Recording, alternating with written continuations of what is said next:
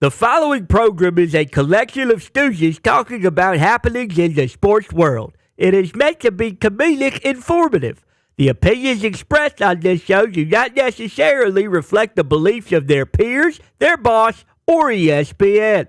There may be some cuss words because that's how humans in the real world talk.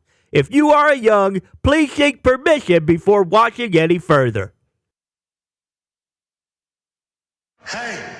What? Let's go! This show stinks, and the fact that you listen, we are very, very thankful for. McAfee on the line with a gorgeous assist. The all-time leading tackler for the Green Bay Packers. You pink! Stop! Damn it! Be a friend, tell a friend something nice could change their life.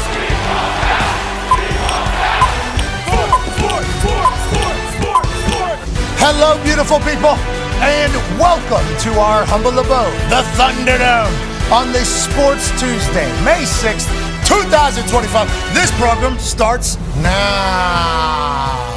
Sports are happening all around us, and we're so incredibly lucky that we get to chit-chat about it every single day. Last night in the NBA, two massive upsets. Certainly one that nobody on earth could have seen, and another led by Joker, who's now a coach, Aaron Gordon and Murray, going into Oklahoma City and doing their thing. But the Knicks upset the Celtics, which has everybody in Boston wondering what the hell's going on. They obviously missed 45 three-point shots, which is the most in the history of the NBA, and they took 60 three-point shots, which is also most in the NBA history. Whenever you talk about doing bad and staying consistent with the bad thing, the Boston Celtics did that last night. They will not sweep the New York Knicks. In fact, they might be in a heap of trouble. Yeah. We'll talk to Jamal Crawford, the crossover, joining us in about 15 minutes or so to get his take on the NBA, where it's at, where it's going, and who should we be looking forward to winning all of these series. A couple more massive NBA games tonight. The NHL happened last night. These Panthers are a bunch of dirty players. We need to get them suspended. We need the thing to get tightened up. We'll chit-chat about that today. And then obviously the NFL is always happening. We have general manager of the Washington Commanders, Adam Peters, joining us in the next hour. Cannot wait to chit-chat with him. The turnaround that they've had in Washington is obviously desirable by every shitty franchise in every single professional sport. You go from being hated by your fans, you go from being disrespected by the world to new ownership to all of a sudden having a guy. Now you're getting a new stadium, which they had talked about for a long time. You're getting the NFL draft. You make some massive trades to bring some stars in, and you might be a team that's on, Super Bowl watch in a matter of 2 years. It's amazing what a couple good decisions in an organization at positions of power can do. And that's not just in the football world. You get rid of some bums that are in a position of power, the gatekeeping positions, and you bring in some superstars. It's truly phenomenal what can happen to a team in a building. And obviously Jaden Daniels has been everything you could have expected in a rookie quarterback, great, and then some. Love what the Washington Commanders have done. Don't know if the Commanders are going to be their name forever. Still feels hard getting it out of my mouth. Washington football team was certainly a name. And then obviously they were formerly known as the team that only the merch is seen in public by their fans. Yeah. The Toxic Table is here at Boston Connor and at Ty Schmidt. Con man, rough night last night for the city of Boston. Yeah, it wasn't good. Not at all, especially because it was fun for a little bit. Obviously, you had Raw last night that did. We all watched that as well. That was tough, but the Celtics were up 20. Let's not act like they didn't kind of show up and show out for a little bit. They had a hack-a-shack situation going on in the second quarter. That was very fun. Everyone was thinking in Boston, okay, Joe Mazzulla in his bag, fouling a big guy. Knicks can't get their offense going early. This is great. And then the second half, it was a completely different story. I think the third quarter, they cut it to 9 at the end. And then in the fourth, you had Jalen Brunson, who everyone mentions is the clutch player of the year. He did come in the clutch. And to be fair, I thought there was going to be a lot more foul hunting by him. There wasn't. He was just playing great basketball. That's a massive three over Al Horford. And, to go up by 6, the Celtics did come back a little bit. Huge three from Derek White here to go up 1. And even here, after giving up a 20-point lead, I think Celtics fans are still thinking, okay, weathered the storm, gritty comeback, if you will, after being up 20. But the Celtics will still get it done. Nope. The Knicks continued to answer. OG was fantastic. He also had 29 points, along with Jalen Brunson's 29 points. But it was a great battle. It ends up going to overtime. Jalen misses this buzzer beater attempt. Celtics go down. I believe they chuck a three. They missed that. And then overtime, the Knicks kind of took over. It was good. Personally, when the game is done, okay, gentlemen's sweep is on. They had their fun. Now all the pressure of the sweep is off. Now we're kind of the underdogs. You know, everyone's looking at the Boston Celtics as this massive titan, this Goliath of basketball, which they are. Bridges, I don't know if he hurt his face or if he was doing some sort of fun celebration there. Whatever the case, that was the last bucket from the Knicks there to go up by 6. Celtics, again, let's keep chucking threes. Got to love it. That one goes in. That was actually Jaylen Brown with 1:10 left in overtime. That was his first three of the game. He finished 1 for 10. That was the story between Jaylen Brown and Jason Tatum. Huck one off the backboard, driving to the lane, so you can't hate on it because at least he was driving to the lane. Again, what are we doing here at the end of the game? A lot of people Tatum saying didn't want it. A lot of people saying, well, he got doubled. A lot of people saying that might have been a foul by Towns. It wasn't. Some people were saying, hey, he was going up with the ball here. Towns fouled him before they started to gather. And then just a brilliant inbounds play after calling a timeout before the first attempt at the inbounds. It was tough for the Celtics, but I think Celtics fans still have a lot of faith. Yeah, I think you should, obviously. There's no way in hell you guys go 15 of 60 from 3. And this is the same conversation about Joe Mazzulla that happens every single time the Boston Celtics lose. Now, obviously, they've gone on to win championships with this entire mindset, so it's hard to bury Joe Mazzulla and call him a bird brain maybe for this particular style. But whenever the Celtics miss their threes, they're not a winning team. Golden State Warriors were the same exact way. If they got ice cold in a game, they were going to lose that game. I would assume the bucket's going to look a little bigger for the Boston Celtics. I assume that water's going to find its level, and I think the Celtics probably win the next game, maybe by 50. But with that being said, Knicks fans are riding high. Stephen A. Smith was, I don't want to say joy, he was glee. Oh, yeah. I mean, it was full glee out there because all the Knicks fans on TV yesterday, who obviously have forced Knicks conversations onto our televisions every single day of our lives. Yesterday they were saying the only way they can beat Celtics is they need God. They need to start praying. Every single one, not just Stephen A. Every Knicks fan that you run into was like, yeah, we need God's help in this particular one. Well, maybe God was just telling him he can't make a three this evening, and that's why the Celtics weren't able to get to dub. But congrats to this Knicks team. They continue to fight. They continue to be incredibly tough. And this Jalen Brunson guy is so fun to watch. Undersized, but he's seemingly tougher than everybody else on the court. Obviously, OG does his thing. And Kat, welcome to your Knicks moment, I guess is what this is currently. And now we got a ball game. Now we got a series. Everybody was assuming this was going to be a sweep. Even the ESPN odds. The odds were better for the Celtics to get a sweep than the Knicks to win the series, which is wild. Yeah, they'll win 4 straight. The Knicks won't even get a dub. What about the Knicks in 6? Better odds than if the Celtics, or worse odds than the Celtics winning in 4. Wonderful game. I love that the NBA has this type of thing. This is the best of 7 series, though, conversation in a nutshell. You steal one on the road for game 1. Can you back it up? The better team normally wins whenever there's 7 attempts at it, just like the Indiana Pacers won into Cleveland. Stole one from the number 1 seed Cleveland Cavaliers. Will they be able to do it again? Will they be able to do enough? We'll see out of the New York Knicks. One half of the hammer, Dahn. Cowboys AP Tone had something. Yeah, you want to talk about the odds. Even though the Knicks got game 1 last night in the Garden, in the Boston TD Garden, Celtics still minus 370 to win the series. So even though they got game 1, there's still not a lot of hope in the betting markets for the Knicks to win the series. Oh, yeah. Let's go to 9-year NFL vet, Darius J. Butler. Before the show, I said I didn't want to have Connor talking about that game, just like I didn't want to have Bruce talk about that game whenever we showed the original highlights, because, personal feelings start getting in there. Sure. Weren't able to kind of roll through that entire thing, and obviously he's had that championship trophy, Larry O, sitting on the desk for the entire year, rubbing it in people's faces. They were 20-4 in their last 24 playoff games. Now they're 20-5. To say they've been on a heater in the playoffs would be an understatement, this Boston Celtics team. They have been dominant. They look like the UConn Huskies back in March Madness the last couple of years, even though they lost it this year. Congrats to Golden down in Florida. He just signed a massive deal after winning the national championship. But they have been dominant. Is this a good thing for the Boston Celtics to have this happen in game 1, especially with everybody dancing on their face? Yeah, if you're going to lose, definitely, obviously better to lose it lose one early. But I'm sure they hate losing at home. And we talked about the threes. But defense, even with the Warriors when they were on their great run. Like, they hung their hat on defense, and the same thing with the Celtics. Like you said, do they go 15 for 60 again? Probably not. Like, third quarter, the wildest stat I saw from last night's game was 19 of their 20 field goal attempts in the third quarter were three-point. Jesus. Like, that is insane. Regardless of what your style of play is, 19, like, get to the basket. Was watching in the fourth quarter. I know Con put a tweet out about, this Himbo stat right here. Never seen anything like it was unbelievable watching it. Get to the cup. Get to the bucket. If you're Jason Tatum, you're Jaylen Brown, get to the bucket. You got smaller defenders. You saw it in the other game, taking advantage of size. You got to do that. You got to win. But like Con said, you figure it out. I think they still figure it out over this series. I still think they get it done. Game 2, they're already 10-point favorites. I know that doesn't matter to the guys in the locker room or the coaches on the bench, but 10-point favorites at home, you would expect them to bounce back and try to hold serve at home court. Yeah, still feel great about it. I assume most Celtics fans do. It's just some of those things, like seeing that shot chart.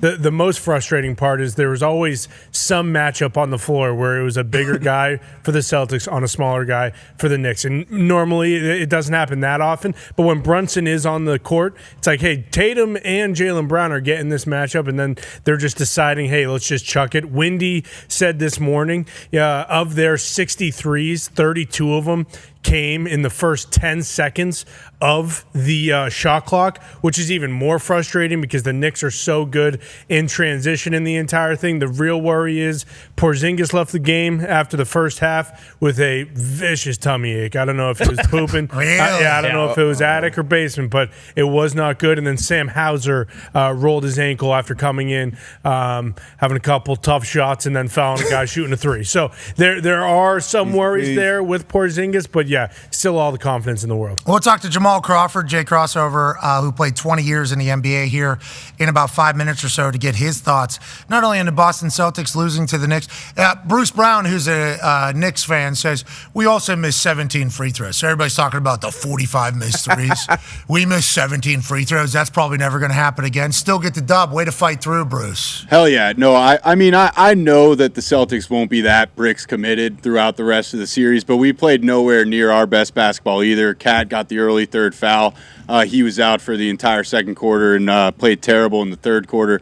We can play better as well. What I'm hanging my hat on going forward here is that I don't think Jay Tatum can score on OG Anunoby. I don't know if anybody actually can. And, Brunson, if we're within 10 in the fourth quarter, he's Captain Clutch. He is the best closer in basketball, and he will get the job done while Jay Tatum disappears 0 for 7. Don't look now. Pacers might be the hottest team in basketball, might be the most dominant team in basketball. Let's go to the West. Last night was another massive upset if you look at what the spread was beforehand. This Oklahoma City team was being talked about all year. This is the team. This is the team. This is the team. SGA doesn't get enough respect. This team doesn't get enough credit because they're from a small market. Oklahoma City is the team. Well, they just ran into Coach Joker and the boys. Yeah. And down the stretch, him losing his mind. Need you, do this. And remember, he said just the other night after after the last game of the last series, he said, I think the media is just paying attention to me coaching more on the sideline. I don't think so, Joker. I think you're being much more of a coach, much more involved, much more empowered after the Coach Malone firing and the general manager firing.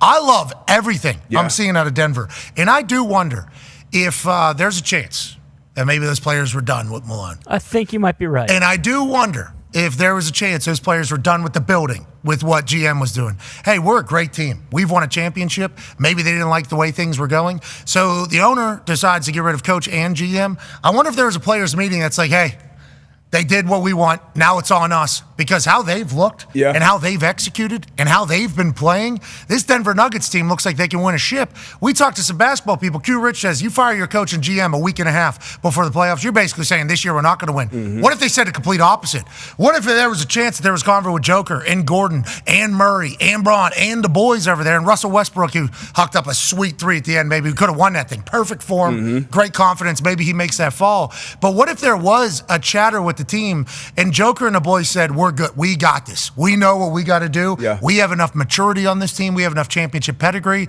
They go into Oklahoma City, and at the end, the foul and free throw and then foul and then free throw game. I hate Okay, the final 2 minutes of this game took 6 minutes and 48 seconds in the video that the NBA posted.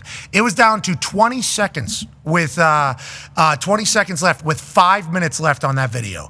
And that's because the fouling and the free throws and the fouling, they were able to foul Chet Holmgren. He misses. They get down the other end. Aaron Gordon drops a 3 in their eyeball, and all of a sudden they go from losing game 1 in Oklahoma City with just seconds left to stealing one in Oklahoma City because the way they played the game. D-Butch, I love this Nuggets team, and I like the fact that the players might have been challenged by the fact that we're moving on from the coach and GM. This is your team now. Joker's obviously taking control. I love how much ownership they're taking. If you run it back to the top Fox with Joker on the sideline, the first thing I look at as a former player, obviously football, not basketball, but as a former player, is on the sideline with him talking to the guys, looking like the coach, the players around, how bought in are they? How locked in are they to what he's saying? Like, that's what I look at, because we know a lot of guys can get this moment, and it's like, okay, it's for the cameras, or it's a time to be a leader, it's time to say some shit on the sideline. But you can tell it's legit just based on how the guys around him are looking at him. You know the respect they have for him, because he goes out there, he puts it on the line all regular season. He'll put up 40-plus minutes,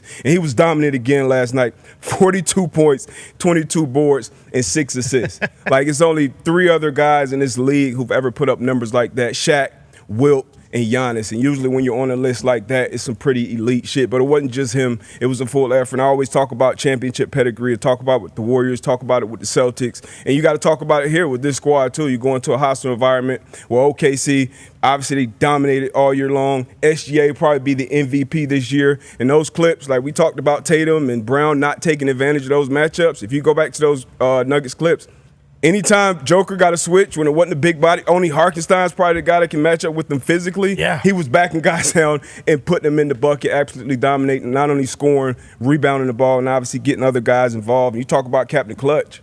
I know it's Brunson right now, but Aaron Gordon, on this playoff run, we had the dunk tip back at the rim a couple games ago, and then obviously the big-time 3 here to seal this one after Chet missed those free throws. Aaron Gordon actually knocked down 2 huge free throws down the stretch, too, so just an all-around effort by this squad. I love this Nuggets team. Oh, yeah. I like that. I mean, I don't know anything about basketball. I don't know anything about it. But you fire the coach and the GM that close to the playoffs, and the players all buy in and continue to go. It's like, feels like the players might have been a part of this whole, hey, we're done with this. We got this. We're the ones that are on the court. And watching them have success after doing that, and obviously we're a player-led show, and we're always going to see things through the player's eyes. But like what Russell Westbrook has brought to that team, obviously awesome. I mean, obviously incredible. What a perfect spot for Russell Westbrook. You're like the 4th, 5th, 6th, maybe even 7th guy on that team at any given point. Doesn't need to have any pressure on him, but whenever we need energy, whenever we need defense, whenever we need a spark, Russell Westbrook comes in perfect role for him. Joker just being able to do whatever he wants, whenever he wants, seemingly playing against children all the time. Awesome. And then you've got, obviously, Aaron Gordon, Jamal Murray. These guys have been there, done that, and have had success, and they're all bought in. And the fact that they were able to steal one with the free throw game at the end of it, I assume only makes them believe even firmer, what a shot, even firmer that what they did was right, and they are the right group for the job. I'm excited to watch this Nuggets team, and I think they're a problem. I think they are an absolute problem. Last night I was flying home watching the run of that Nuggets Oklahoma City game as I was flying home from Omaha, Nebraska. Great to see the Cornhuskers there. Great to see the people there. Great chance to chit chat with Gunther. We got a fight on Saturday in St. Louis. But as I was flying home, I was watching the run of the games. You know, it's hard for me to sleep, so I'm able to keep up. And it's just like Joker just controls that thing. You know, anytime he wants, he can control that thing. He just takes it over. On the court, on the sideline, on the bench. And if he's got somebody smaller than him, he's backing that ass up and he's moving you 10. There's nothing Caruso can do there. Unless Caruso takes a fake fall. And their old buddy that was supposed to be the big meat that was going to be a problem for him, it's like Joker was laughing in this guy's face basically the entire game. I understand that this Oklahoma City team is damn good. I understand this Oklahoma City team has had an incredible year. But, man, it's hard whenever we get to this playoff time. It's prime time where I see this loaded team and with a more invested Joker playing. It's like this team is going to be tough out. This is a tough out. All of a sudden, I like the Nuggets to. I'm not saying it because I like the Pacers, but out of the West. I mean, the Nuggets. The Nuggets.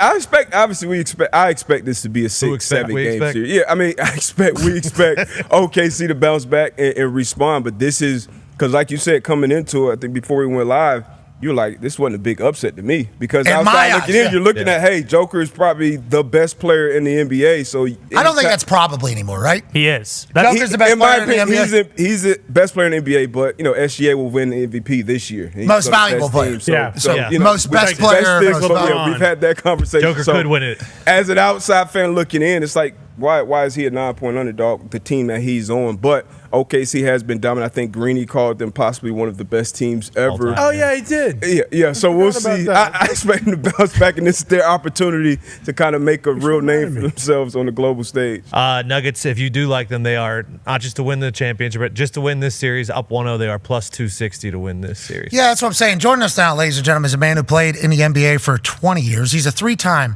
Sixth Man of the Year, formerly an 8th overall pick in the year 2000. Still a young man. Still a young man. Very. That feels like a long time ago. Can still play. Y2K?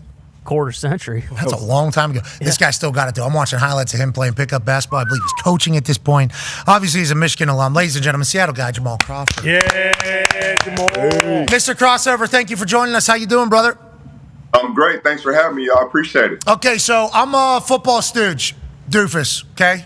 Watch, obviously, the NBA more so in the playoffs, and I watch the Pacers throughout the entire season. I try to keep track of everything going on, but not as dialed in until playoff time comes, when every game but the Pacers games are on primetime. So, with that being said, Joker and this team, and we've talked about it ad nauseum because I think it's a big deal. You fire your coach and GM that close to the playoffs. Is that a sentiment of players are done with these guys and they want to move on by themselves? Is that a sentiment of we're going to mail it in for this year? Why do you think that decision was made? And do you think it has empowered Joker and the boys more so than ever before? Because I feel like that's what we're seeing from a Joker who's more animated, more vocal, feels like he's taking on a bigger leadership role publicly. Is that from the firing? And do you think that was the purpose of the firings that happened, Mr. Crossover?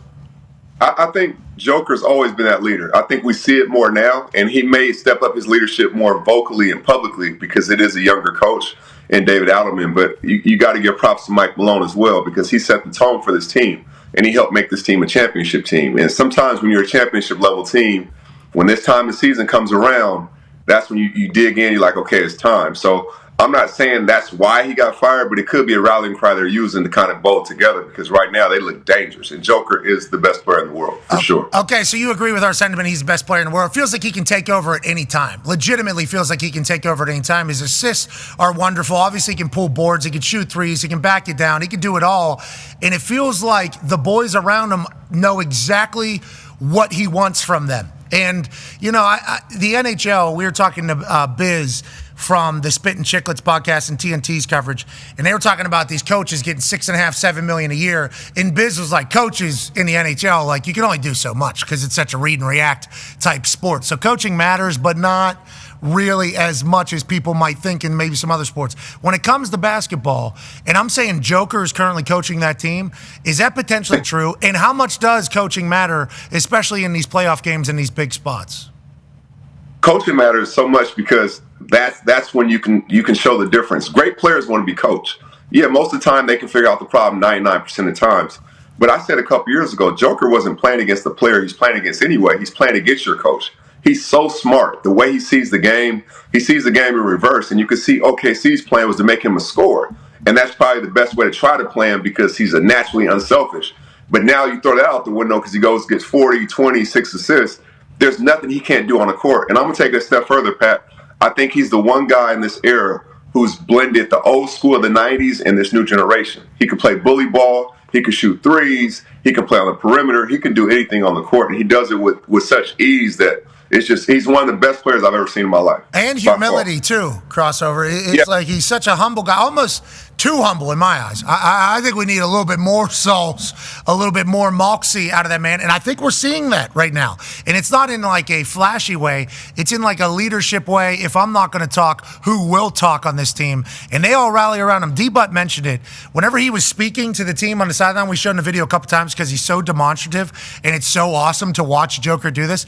Everybody in that huddle is looking at him. Everybody in the huddle is paying attention. It's not like, oh, fuck this guy. It's like, no, well, what do you have to say, Joker? We got massive respect. And it's because they've been to the mountaintop together before, or you think it's because everybody in there knows that they got the best player in the world on their team? I think it's both. And the word you said, humility. He's not somebody just going to talk because he got lips. He's not going to just keep talking and talking and wants to hear.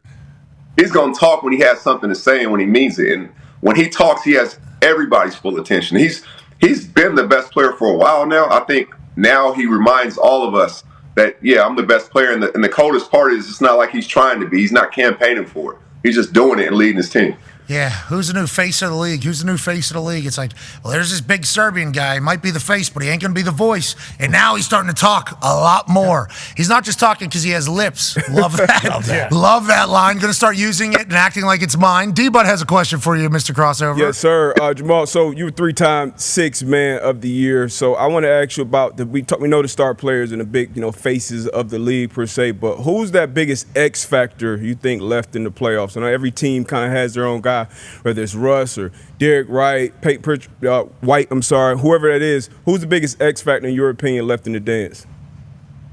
Man, I'm going to say Westbrook. Think about this.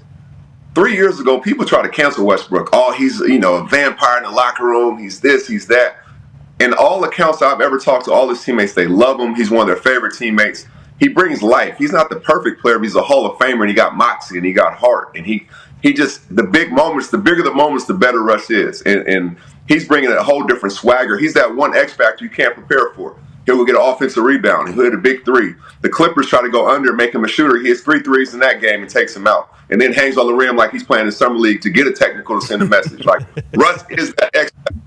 So we love to see him do well. I absolutely love watching Russ just because, so what? He might not have the most pure jump shot. Sure.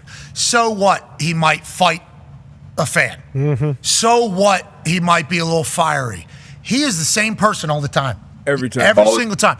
Dog. Like, he can play football, obviously. This is a guy that can play football in the NFL if he chose to. And you talk about sending a message right there, him timing that up with the ref and just saying, yeah, so what? Now what? We're up 30. I don't give a damn. Especially when the story was that Steve Ballmer flew a bunch of Los Angeles Clippers fans into Denver. So even more so, I assume they love him in that locker room. I assume Russell Westbrook is beloved there. And what a perfect role for him, a perfect spot for him. Hopefully he does get a chance to get his flowers here in the Mile High City. Let's talk about the other massive upset from last night. Boston Connor has a question for you. Yeah, Jay Cross, big Celtics fan here. And obviously the discourse today is all about how the Celtics took 63s, how they missed 45 of them. My question is, do you think that game 2 here, the Celtics should take 70, 83s? Because personally, it feels as though that's the only way that the Celtics are, one, going to get their mojo back is to maybe go, 60 of 80 from three-point land and score 200 points in game 2. The one thing about Coach Mazzulla we know is he's not running, from the chimney. He's running up the chimney. So if he's like, we didn't take enough free throws, and it's proven he doesn't care. I think they make more threes, but I think you got to give the Knicks credit as well. The balance they had. We know Brunson can take it over, but when OG is rolling, when Cat's rolling, when Mikal's rolling, Josh Hart, you get 4 or 5 guys in double figures. I think that's the blueprint for the Knicks to be successful. And then when they bring their defense to the table, that's like adding another star player because they get easy points in transition. But the Celtics, I think, will fare better this next game, and I think you're right. He's going for 73s this next game, for sure. That would be awesome. What do you think about this Celtics team? Obviously, in years past, before they won a championship, when Joe was just beginning as the head coach, he's this young guy. Is he equipped for the job? There's a lot of OGs talking shit about him. They were a three-point shooting team. I mean, that's just what it was. They were hucking up threes. I think it's because they saw Golden State win a bunch while doing it. 3 points is better than 2 points. But if the shots weren't falling, everybody would say Joe Mazzulla has no other answer. Joe Mazzulla needs to have an answer. They've won a championship now, so I don't think you can question Joe Mazzulla's legitimacy. But this does seemingly show up as the Achilles heel for Joe Mazzulla's Celtics team. If they can't get a 3 to fall, it's over for them. Is that an accurate assessment of the Celtics team? And do you think do you think water will find its level in the next game? Do you think they'll start making them again? Or do you think there's a chance you kind of get cold for a little bit if you're Boston? You can get cold. I think both things can be true. You can get cold, but I think for them, it's their pace. The way to play the Celtics is this way. If you play them and it's close and they start going one-on-one and they lose their ball movement and they lose their pace and then now the shot pattern is open, their role players aren't as comfortable, that's your best chance to beat them. But if they're playing with their pace and they're hitting their threes, they're like Tyson. They're the knockout puncher. They can knock you out. They have enough firepower, but they have to keep their pace. They have to keep their ball movement. If they slow down at any point and they're not making threes, that's when they struggle. But I think they own it, and he's proved it. I think they go all in and shoot even more threes. And I think they'll pick their pace up to get easier quality looks. What do you think about the Knicks? Jalen Brunson's an absolute dog. Obviously, we all enjoy the way he plays. I mean, I love the way he plays. That three he hit, obviously, to win the last series against Detroit. I was in New York City that night. The entire place, the whole city erupted. Obviously, that game was in Detroit. But, like, everybody hit the streets, Knicks jerseys everywhere, and everybody is Jalen Brunson. And what do you think of this Knicks team? Pat, what's crazy about that is Rick Brunson was my OG. He was my vet. So I used to shoot with Jalen in Chicago in like the practice facility when he was 8 years old. And then maybe a month ago, my wife, we were watching the game, the Knicks game. She's like, "Oh, they got your number on, number 11." I said, "No, I'm old news. That's Jalen Brunson now. It's his town." He's unbelievable. The way he plays, his pace, he gives them confidence. He's like that point guard. He's like a quarterback because he's always surveying. He knows when and why and how. And the way he plays, playing off of 2 feet, playing off of physicality, he can always get to a spot. And he's confident enough and prepared enough that he knows if you're cheating just enough, I'll find that shooter over there. So they're dangerous. They're dangerous, and that's why this series can be really good against the Celtics as well. Detroit plays vastly different than Boston. Does this make life easier for Jalen or harder for Jalen the way the Celtics play? Because it felt like when I was watching them play Detroit, I mean, they were just they were a super physical team. I mean, I think everybody is a little bit more physical nowadays than maybe a couple years back. But Detroit had 4 hands on Jalen, and he was still making magic happen seemingly every possession. The way Boston plays, does that help Jalen play better? Or do you think game 1 is not necessarily the same as the rest of the series is going to go? The series will go a little bit different, but I think he's more comfortable because, like you said, Detroit came with a youthfulness, a young energy. They came with you're going to make tough shots. Who cares? Their coach had already prepared them for that. He's a great player. He's going to make tough shots. Don't get discouraged. Boston's a little bit different because their best defender is Drew Holiday. He's just coming back. You know what I mean? So it's not the exact same, and he's an unbelievable defender, one of the more underrated players. But I think Brunson's more comfortable playing against the Celtics team, at least on offense, where that pressure and the physicality isn't quite the same as it was with Detroit. Great celebration. Yeah. You know, he does the European 3, though. You know, we remember that from Inglourious Bastards. Oh, yeah. You know, I actually know that. What's that? I said I didn't know that. You're educating me right now. Have you ever seen Inglourious Bastards? I have not. Okay, good movie. Actually, for the time we're in right now, actually a pretty good movie to potentially watch. Brad Pitt is absolute dog in there. Anyways, it's during World War II. You got some Nazis around, and we maybe infiltrated a world that they had, a bar that they had, and the American counts to 3 and goes 1, 2, 3, and gives it away that he's not European because yours 1 is the thumb, then 2, then 3, okay. Yeah. So it was a tell, and all hell broke loose. Yeah, because of that. So, yeah, good movie. Good movie. Great. Z German 3. Tarantino. Yeah, it's not just Z German. I believe Z Europeans there hit the 1, 2, 3. So Jalen doing that, I love it. It's a great. Yeah, you can't do that celly everywhere either. You got to. That's not a bi-coastal celly. Just. What are you talking about? Put some awareness out there for everybody. What are you talking about? Everything you can see on TV, you just can't do it everywhere. Like. You can't do it everywhere. Yeah, it may not be cool in L.A., maybe cool in New York. What are you talking about? When I was 14 years old, I went and played soccer in Chula Vista, California. Hey, just like in Glory's back, all hell could break loose. So you don't want that on you. Okay, they told me not to wear a couple different colors whenever I walked outside of the hotel when I was 14 years old, 15 years old over in Chula Vista, California. I only had 2 colors in my bag. They said, yeah, don't wear that one out there. Don't wear that one out there. I said, what the hell does that mean? What the hell does that mean? What am I supposed to wear? I don't have any other clothes. You guys going to buy me clothes? Oh, you're saying in the hotel, it appears. Tarps off. You're saying this potentially. Potentially. I didn't know that. Where should we not be doing the Jalen Brunson celebration? I think you go to New York, but you say Miami. you're good on the East Coast. You're good on the East Coast, I'd say, overall. Yeah. I move a little different. Oh, so over there in Seattle where crossovers at. Different politics over there in Seattle. Yeah, okay. All right. Sounds good. Thank you for the heads up. Yeah, thank you for the heads up. I appreciate that. You see this is my coach's sweatshirt. I'm safe with my sweatshirt right here. This is my coaching sweatshirt. Hey, my kids.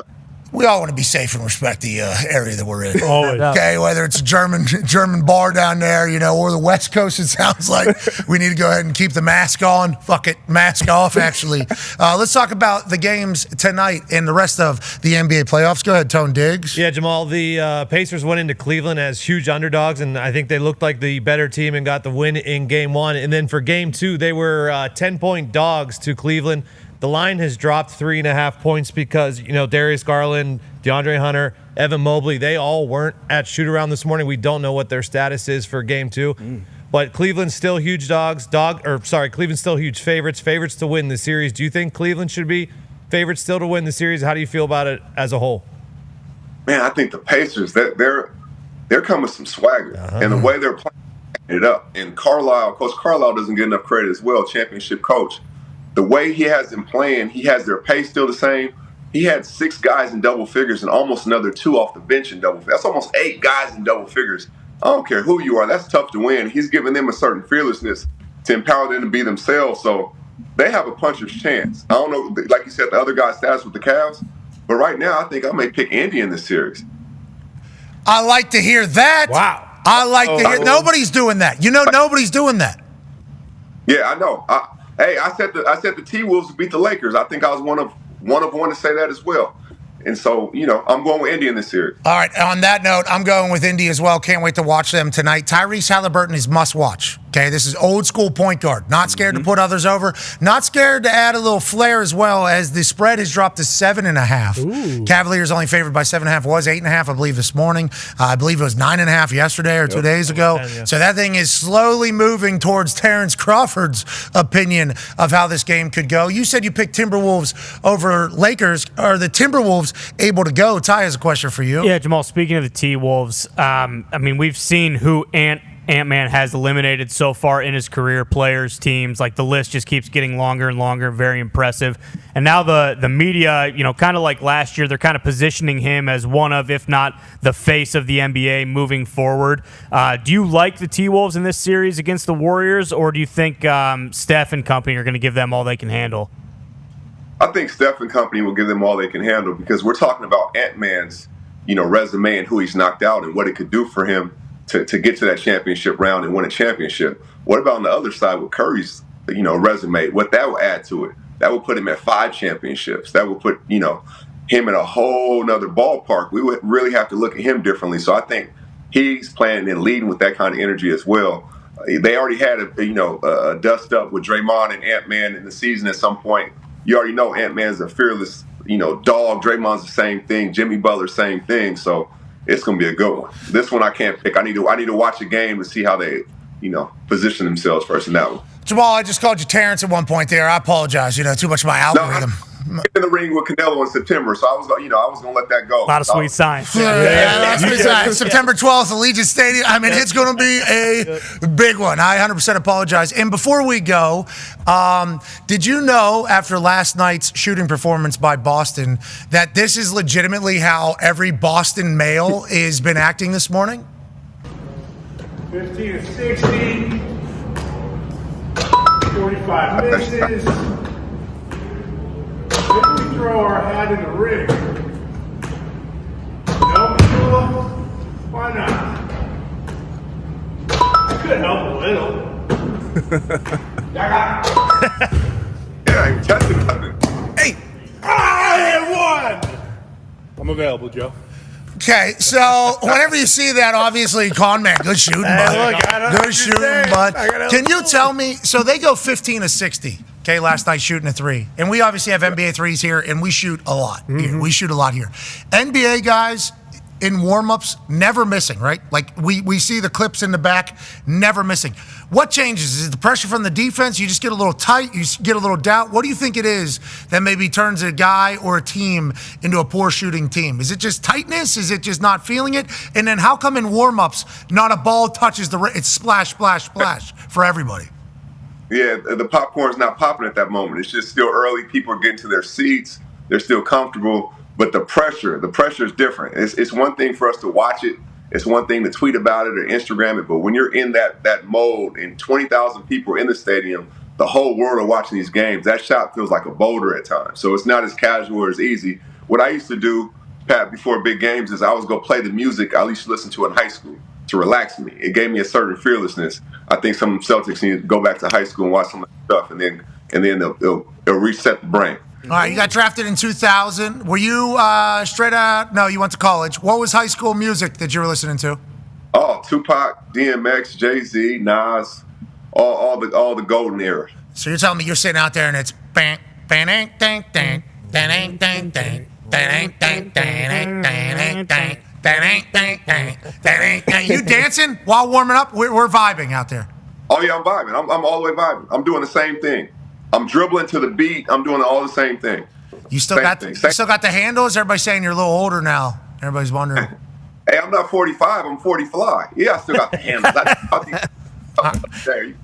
All right, all right, well, you cut out whenever we make noise, so we haven't been able to, like, really talk our shit to you, but we want to let you know you made us much better today, and we appreciate the hell out of you joining us, boss man. Hey, I appreciate y'all. Can I give a shout out to my son, Eric? It's his birthday today. Shout out to my guy.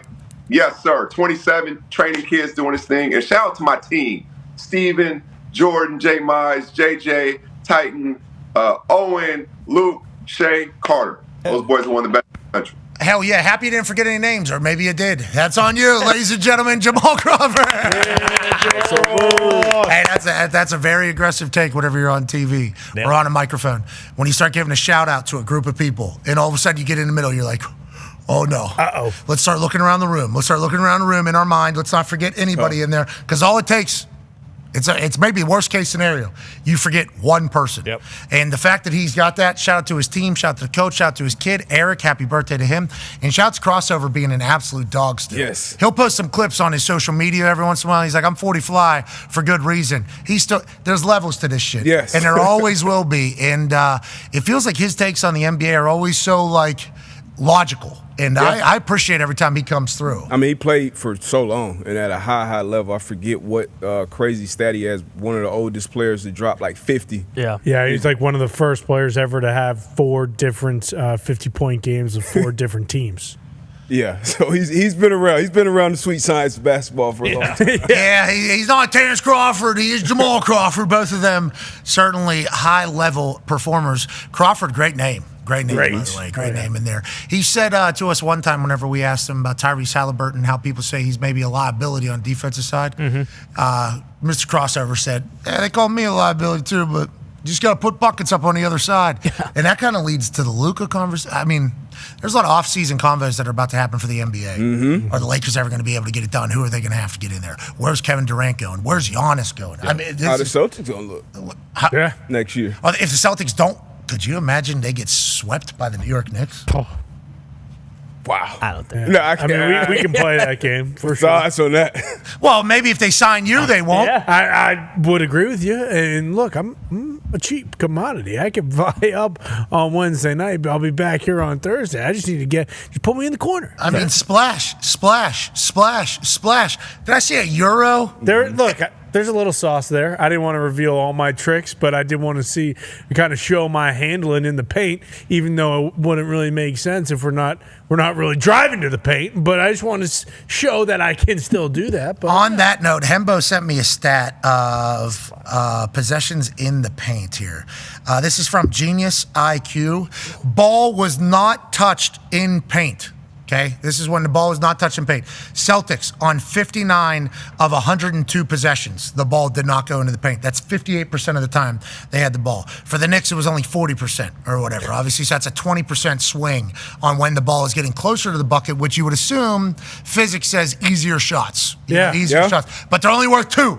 Only worth 2? Everybody seemingly forgets they're only worth 2. Those ones outside, those ones are worth more points. So if you shoot those, you have the odds on to have more points than the other team. Is that not what we're trying to do here? No, I completely agree. You can also kick it out, when the defense does collapse. But Bruce brought up Towns being in foul trouble early. Like the whole reason, granted his third foul was definitely not a foul, but the whole reason he got 2 quick fouls is because they were driving to the lane and then them stopping. I mean, it is what it is. Live by the sword, die by the sword. Yep. I trust Missoula. I genuinely do think this is still a Celtics in 5 situation. We can rattle off 4 straight, but hey, if you're making $300 million, just going to need you to make about 2 or 3 more shots here, a pop, if possible. Yeah, but 17 missed free throws for the Knicks. That's a good point. Okay, so there's a chance they're only getting better, too, over there. Let's pivot away from the NBA, and we appreciate the NBA. Legit. Appreciate everything you guys are doing right now. It's great. Last night was electrifying.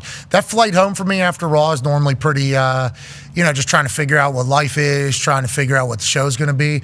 Getting a chance to catch up on those 2 games, I was like, thank you, association. Thank you, thank you, thank you. Joining us now from the world of college football is, I'm going to read what Google says. ESPN's foremost college football playoff insider. There you go. Ladies and gentlemen, writer, analyst, insider for ESPN for college football. Friend of the program, Heather Dinich.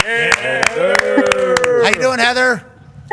I'm good. Thanks for having me on. Thank you for taking such a late request and doing this in your car. Nice car, by the way. Hey, nice leather there, Heather. Very nice. Nice leather there, Heather. You earned it. You've earned it. So let's dive in here pretty quickly because we know we're taking time out of your day. We thank you for doing this. There's been some college football news that have kind of rattled out over the last couple of days. First and foremost, in Michigan, Sharon Moore, self-imposed 2-game suspension. They're doing that for games 3 and game 4. Obviously, they play Oklahoma game 2, which is where Coach Sharon Moore coached or played, I believe, maybe got his coaching career, and obviously a much better team than maybe weeks 3 and week 4. He is doing this because he deleted all his messages with Connor Stallions, and anytime there is a self-imposed punishment, there's usually punishment coming from somebody else as well. How did we get to this point? I thought we were past all of this, Heather. Oh, no, this is the soap opera that won't end, Pat. And it was one of the most interesting stories of this season when it broke. What was it, 2 seasons ago? And, to be honest with you, I would expect Michigan to do exactly what it did when this all happened, which is Michigan versus everybody. You remember how that turned out? Well, they went and they beat everybody. This is a different Michigan team than the one that won the national title, though. That year, they had so many guys come back and veteran guys. But, even without this, you would expect more from Michigan this season. But, yes, it's huge news. It's devastating for the program that they're continuing to have to deal with this. But at the end of the day, they're still beating Ohio State a couple years in a row now. Jeez. And if they can do it again, that's it. Jeez. Yeah, the people of Ohio State obviously still thinking about that. Even though they win a national championship, they're still thinking about that. Let's talk about a national championship now. Texas obviously looking to win one of those. It has now been reported that they potentially have a $40 million roster. Is this just what it is for college ball now? Because last year, whenever we heard Ohio State had a $20 million roster, we were all mind blown because it was the first time we had really heard a number in this new college football world. And then there was a bunch of other schools that were like, yeah, Ohio State has 20 million. Definitely talk about them while they had potentially a bigger roster or a more expensive roster than anybody. Is this accurate? And is this what it costs to play ball now at a high level in college ball, Heather? I can't tell you if it's accurate. I'm not going to pretend to say that I've seen any paperwork that breaks down specifically how much every player is getting paid at Texas. But to answer your question, yes, it costs money to win a national title, millions and millions of dollars. But the thing that I don't think people realize about this is that programs even as wealthy as Texas, Ohio State, Alabama, the list goes on with the Blue Bloods, I don't think that this is sustainable once you've got the NCAA house settlement in terms of this pending salary cap with about $20.5 million. How much longer?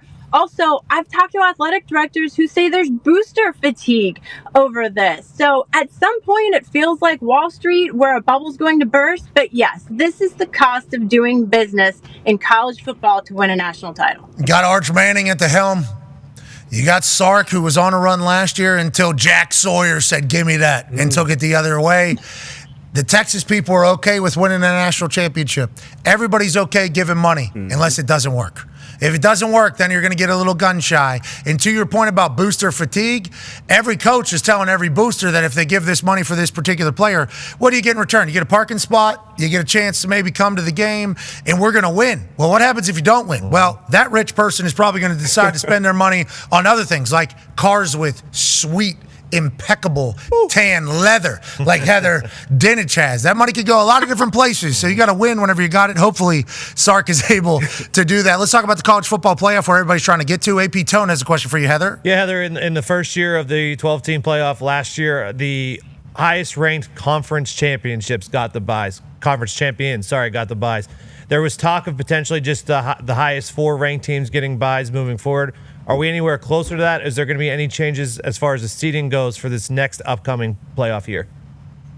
They're still trying to figure that out. What's amazing is that all of my sources have told me that within the room, everyone agrees that the seeding should change. Okay. And it has to be unanimous in order to change it for this fall. But they're not ready to vote on it because there's politics involved, right? They also have to figure out what the college football playoff is going to look like in 2026 and beyond. Tell me how you really feel, Pat. Tell me how you really feel. That's how I feel. I feel that there's too many cowards in the world today. I feel like there's too many people that feel one thing, say something differently. Behind closed doors or on the right side of things, publicly, I don't want to take the heat for it. As somebody who has taken a lot of shots to the shins for a lot of things and said a lot of things that a lot of other people have said, I feel like you are the cowards. Whenever you know that something needs to be changed, you have the power to make a change, and you refuse to do so because you're scared of a little bit of a blowback. That's why you're put in those positions, Heather. That's why you are put in those seats to make the tough decisions. That's your job. And I hated hearing what you just said right there. Everybody behind closed doors says this is the right move. Then they come up publicly and they're scared to do it. It's like I don't like that. Not just sports. That happens in the world, obviously, as we all know, Heather.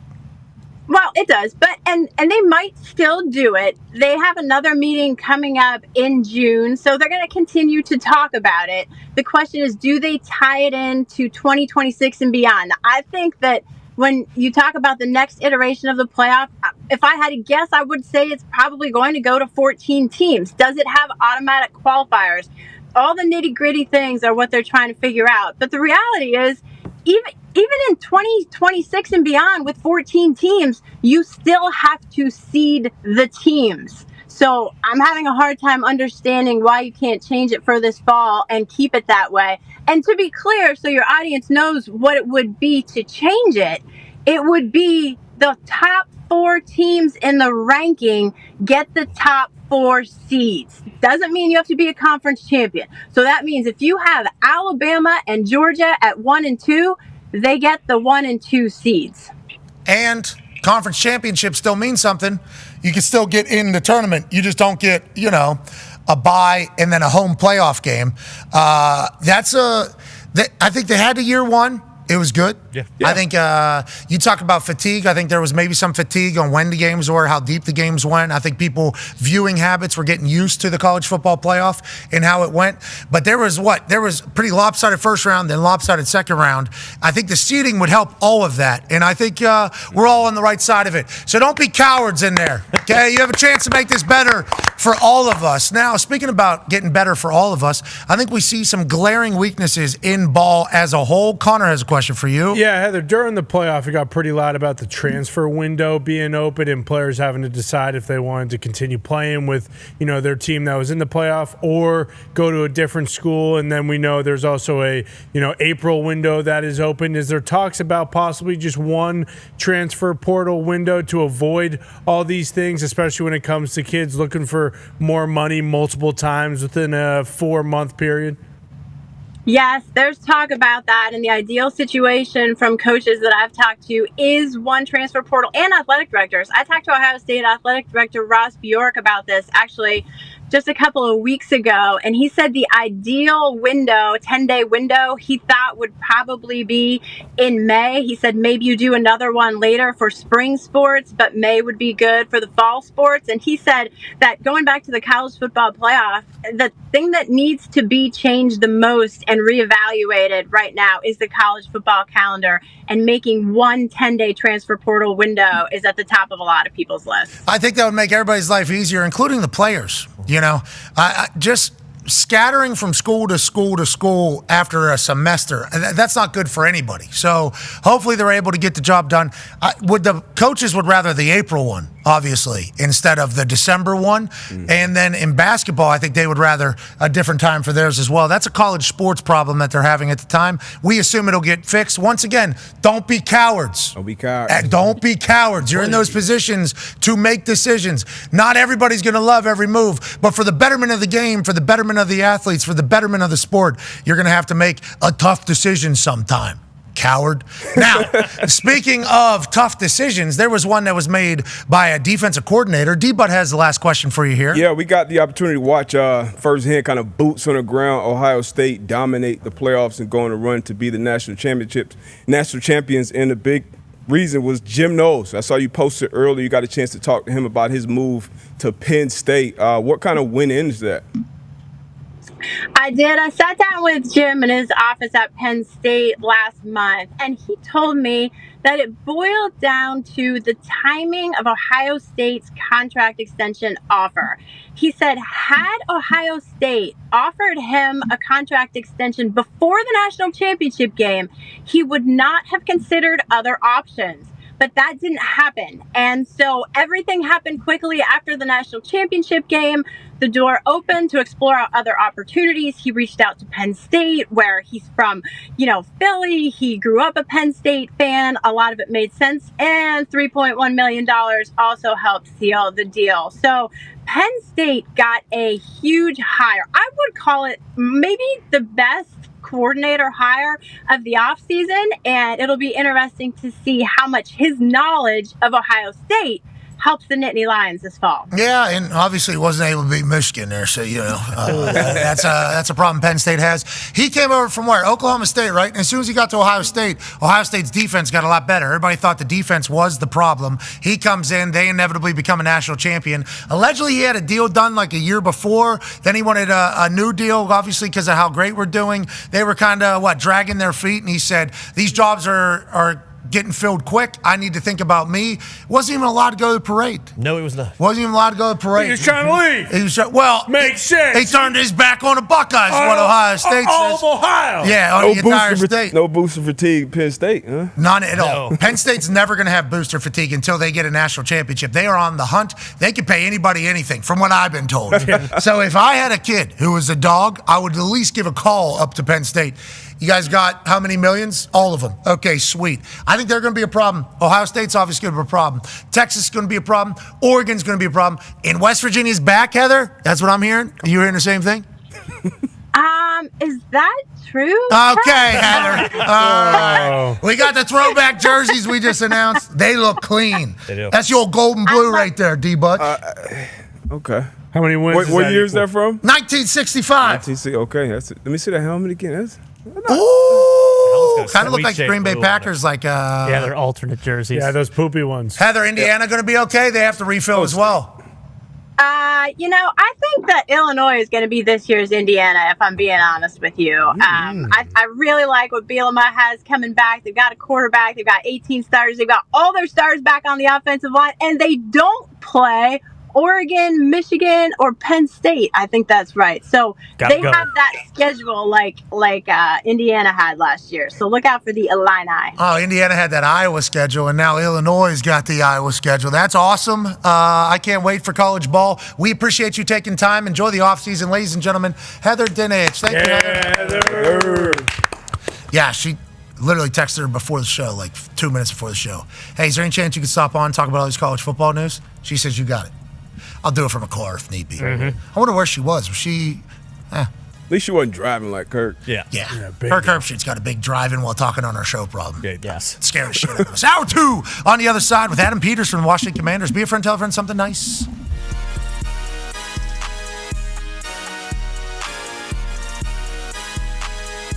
Belle Sessions, who got here at 3 a.m. this morning, was the winner. Her ticket was pulled, and you thought to yourself immediately, what, Belle? I knew I couldn't do it, and he was next to me, and he said that he could, so we're splitting it. Okay, so Belle Sessions made the decision to talk to my man, Henry Silver, who Henry got here yesterday at 6 p.m. He's been waiting for this moment. Now, Henry, you told her that you could make it. Why do you think that's the case? Have you ever kicked a ball before? I've kicked a ball before. I've played soccer my whole life. I think I can do it. This kick is for $150,000. You said you would split it in half, right? Okay, so let's make it $200,000. If you make it, you will both get $100,000. Where are you from, Henry? I'm from Fishers, Indiana. Who's your favorite NFL team? The Colts. Hell yeah, dude. Hell yeah. Come on, bro. Hell yeah. To hell with the Falcons. That was rude. They didn't deserve that. I like that. Henry, 33 yards, $100,000 for you, $100,000 for her, $200,000 to hurricane relief, $400,000 on the line. Henry, are you ready? Of course. Have you ever said anything bad about kickers? Of course. Shut up. Let's go. Now, here in Athens, Georgia, it would be beautiful if $400,000 would be up for grabs. Why don't we double it? Because the Georgia Bulldogs. So,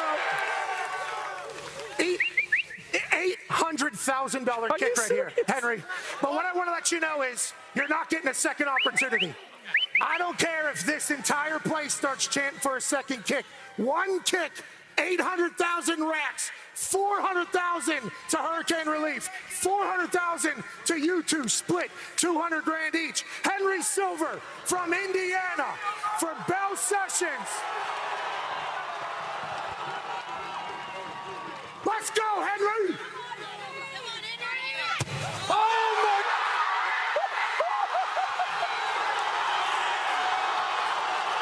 Henry, come in, buddy. Come in.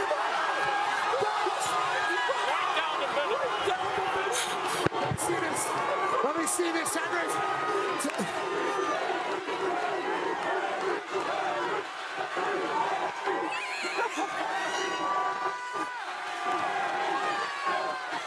That was amazing.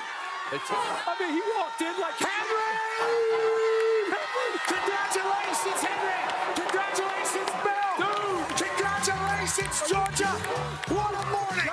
College game day's the greatest. College football's amazing. Bill, you just want. The following program is a collection of stooges talking about happenings in the sports world. It is meant to be comedic informative. The opinions expressed on this show do not necessarily reflect the beliefs of their peers, their boss, or ESPN. There may be some cuss words because that's how humans in the real world talk. If you are young, please seek permission before watching any further. Hey, Why? let's go. This show stinks, and the fact that you listen, we are very, very thankful. McAfee on the line with a gorgeous assist. The all-time leading tackler for the Green Bay Packers. You pink. Damn it! Be a friend, tell a friend something nice could change their life.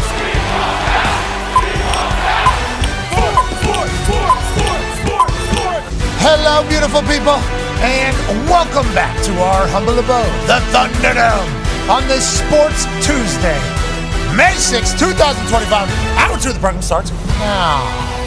Sports are happening all around us. The NBA and the NHL have been showing up every single night. We can't thank them enough for what they're doing this evening. In the NBA, we got the Pacers taking on the Cleveland Cavaliers in Cleveland, the second game of that series. The Cleveland Cavaliers were supposed to beat the hell out of the Pacers in Tyrese Halliburton, and the boys went into Cleveland and stole game one in dominating fashion. Will they be able to do it again? We shall see. Then you have the Golden State Warriors taking on Ant-Man and the Timberwolves. Late night, 9:30 on TNT and True TV. Steph Curry is playing an electrifying style of basketball again. Jimmy Butler has added something special for the Steve Kerr team. Draymond Green still exists, and Ant-Man interacting with them is going to be must-watch from beginning to end. Shout out to the NBA showing up tonight. Then the NHL have a couple big-time game ones. The Carolina Hurricanes will travel to Washington to take on Alexander Ovechkin, the greatest goal scorer in the history of hockey.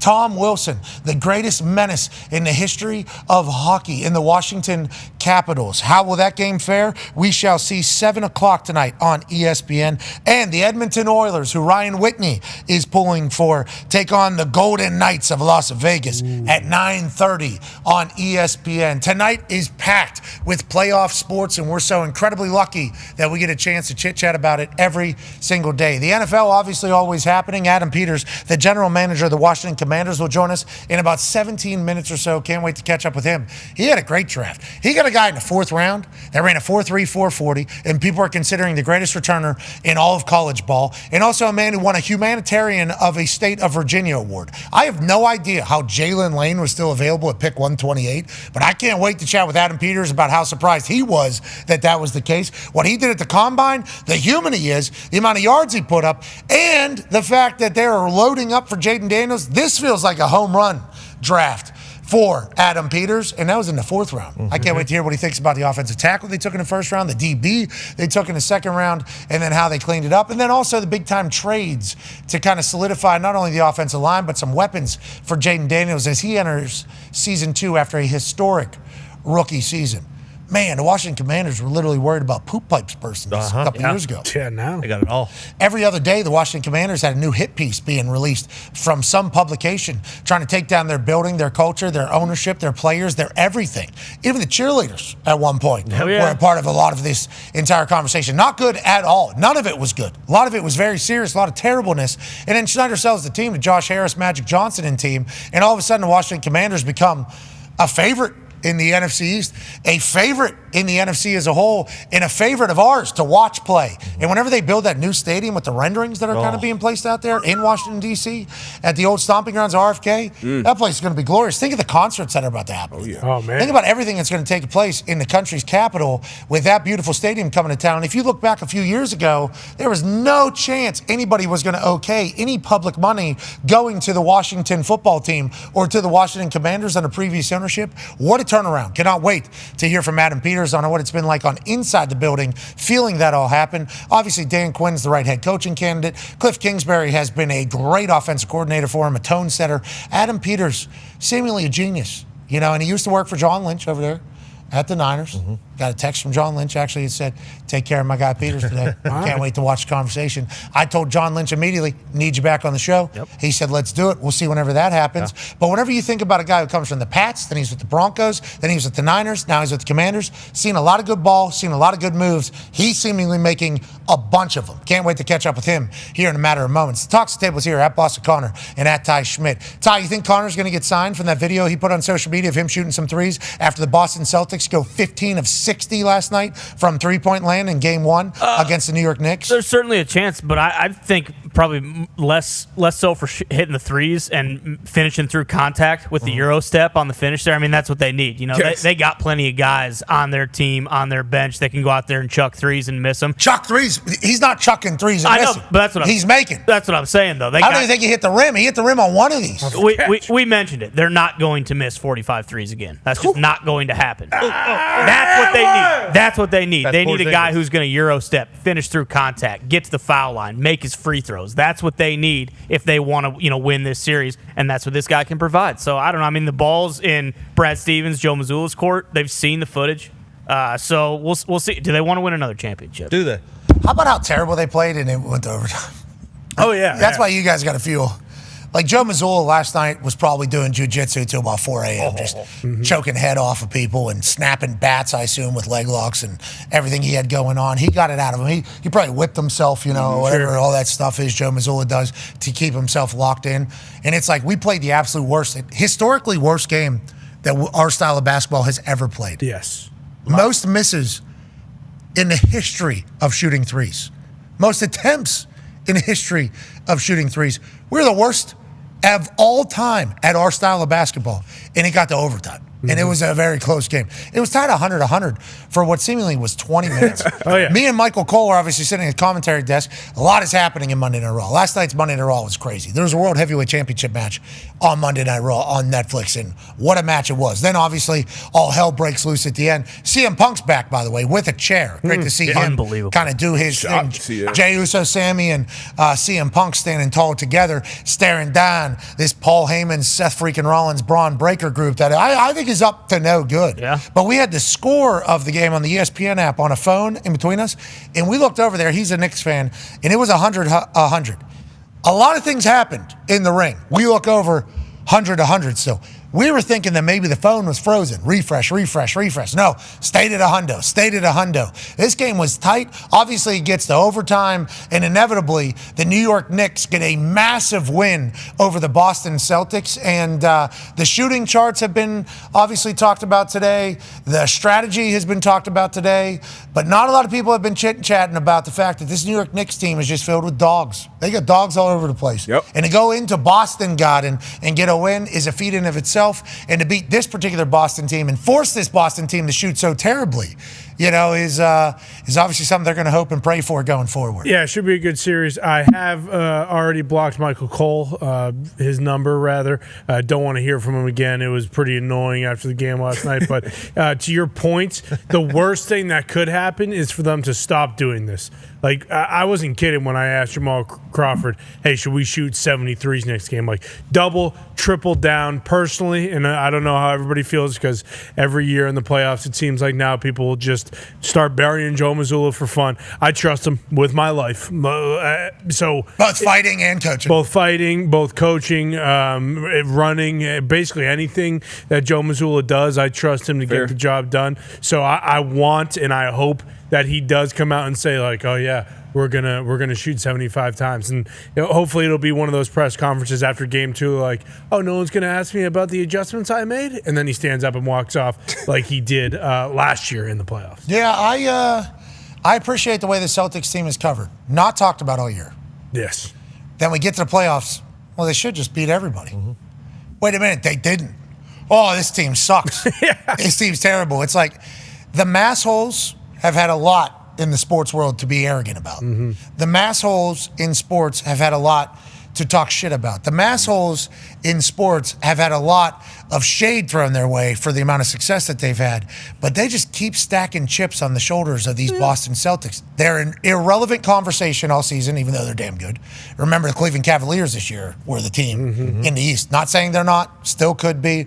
In tonight's game against the Pacers, I don't think it goes the same way as the first game, but doesn't matter. Pacers stole one in Cleveland. But then we get to the playoffs, and it's like, well, this team isn't who we thought they were. It was like, well, what did we think they were? Well, we thought they were the best team in the league. Well, why didn't you talk about them all season then?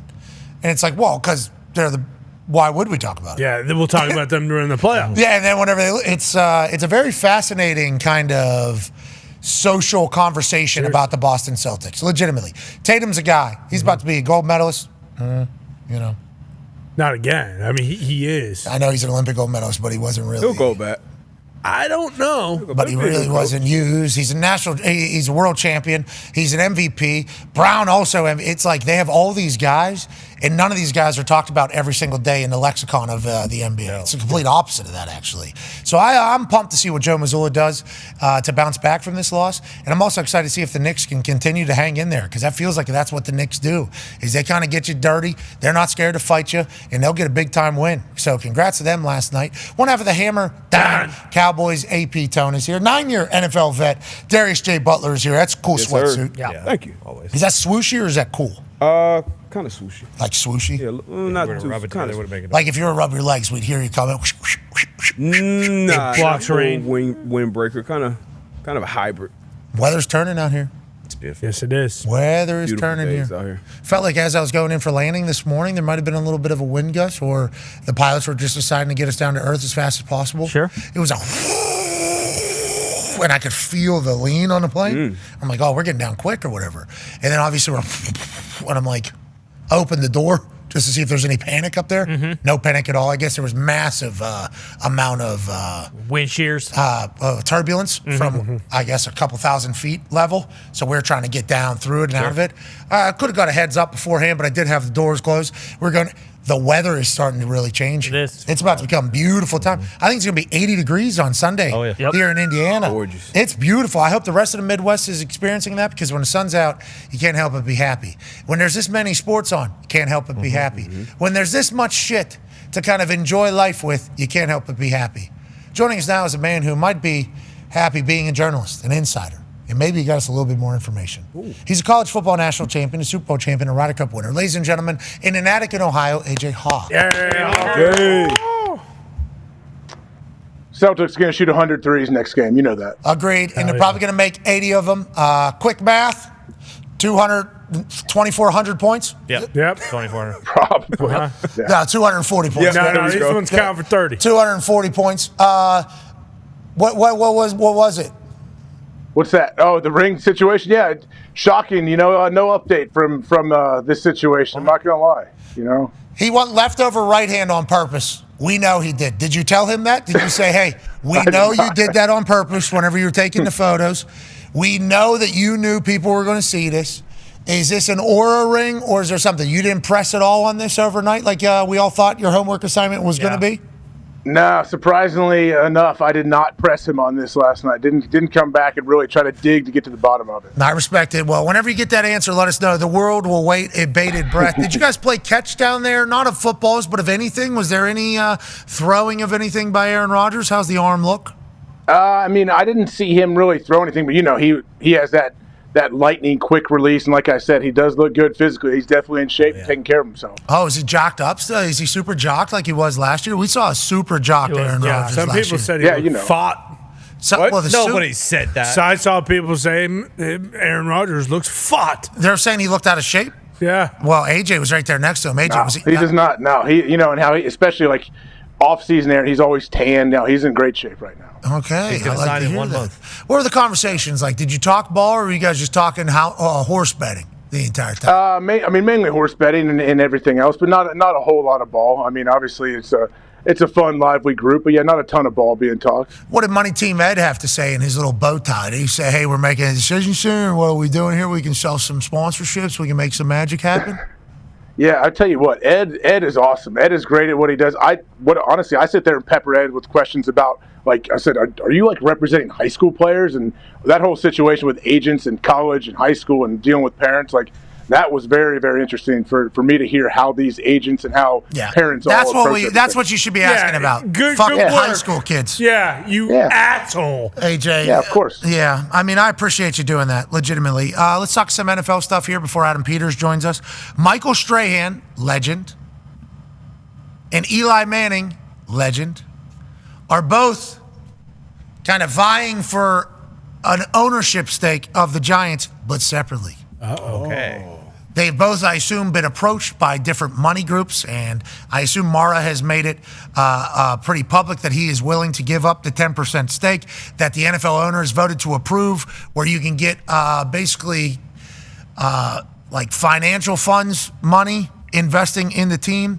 So the NFL owners were never going to allow people to just get these slush funds of money come in and buy a team, because some of these funds have billions, if not damn near trillions of dollars in it. Oh, yeah. All these rich people put all their money together. There's a bunch of them, and they just buy shit up so they kind of own everything. Now, is it a part of the problem of society? Potentially. Is it a reality of society? Yes. So the NFL voted that, yeah, you can actually take some of these funds' money, only 10%, so they can't be in control. So every ownership group basically looked at it and like, so I can just get like $600 million right now from a fund and nothing changes in my life? And they're like, absolutely. Oh, we want to vote that through or no? And everybody, yes, we would like to vote that through, because you're able to get just a massive amount of cash without giving up any of the control, without losing anything. And if this continues to be a cash wagon, the funds are going to get their money back, and you're going to make even more money because the way the NFL is headed. So you're just basically giving yourself a $600, $700 million bonus just by allowing these funds to do this investment. Now, two different funds have decided to maybe try to sweeten the pot for Mara. Look, you love Eli Manning. He's our guy. And then on the other side, look, you love Michael Strahan. He's our guy. I think Peyton was tied to a couple in Denver that were trying to make it in there. This might be the new move. And Darius, myself, and AJ, would like, and the boys would like to let you know, if you need a face for any of your funds that are hundreds of millions of dollars to get a percentage of a team, we would love to be a part of it. Yes. Yeah, we certainly say, yeah. Well, I don't know what else Eli or Strahan are doing. Go team! Yeah, but if you need us to do that, we will certainly sign up for it. And now we find out who Mara likes more. Does he like Strahan more, or does he like Eli Manning, AJ Hawk? I think we know. Why can't we put them both in the same fund? Put them both together. Why don't we do that? Well, what's wrong with this? That would have made sense. That would have made sense to get them both. And, you know, maybe David Tyree gets lumped alongside. Maybe they start building up a team. Brandon Jacobs. Yeah, Brandon Jacobs. Maybe Ahmad Bradshaw, put him in there. Yeah. We need Lawrence him. Taylor. LT certainly get on a group. Yeah. So I don't love that they're on different groups. I wish they were on the same side, like what you were saying. But I think this is just going to become new status quo here in the NFL. These funds are going to be trying to get a percentage of the team, and you have to win over the ownership of the team to get that because they're the ones picking. The numbers are probably pretty much this is what the number is, this is what the number is. So now it's just like, how do you sweeten the pot? How do you get the ownership to say yes? And how do you become the one that gets the percentage of the team versus anybody else? Add Eli Manning, maybe that'll help, huh? You like what Eli did? Eli, remember, he didn't want to be a Charger. He loved this place. Bingo. He said, let me be a Giant. And then Strahan spends his entire historic career over there and represents the Giants. But wasn't he with the Eagles? He was doing that with the Eagles. Oh, no. I mean, TV for Fox. What's he, Good Morning America? Or yeah, $100,000 pyramid he hosts as well. Yep. Yeah. Great show. He does a great job. He's all over everything. Oh, yeah. Yeah, you would want Giants ownership out there publicly. Yeah. Eli Manning does the Manning cast, though. Sure. Pretty visible, too. I like players getting ownership, though. I love it. Richard Seymour, I think he's a part of the ownership group with Las Vegas alongside Brady. I love players getting into the is it Vince Carter, Tracy McGrady with the Bills? So a lot of players. Josie Altidore. Who's that? I'm sorry. Soccer player, Josie Altidore. Oh, okay. MLS legend. Silver business player. Okay, just learned something new. So yeah, I love these guys getting into it as well. What do you mean? Just learned something new? He's first in line. I didn't know who he was. I'm glad. What's his name? Josie Altidore. Close. One of the best U.S. strikers of Can all you say it time. one more time? Josie Altidore. And don't get it wrong again. Yeah, because you'll be out the door. Okay. Who did he play for? America. U.S. national team. The New York Red Bulls. I'm going to be honest, though. Josie Altidore was a pillar of the United States soccer team for a long time. Played a long time. I believe he played in the MLS.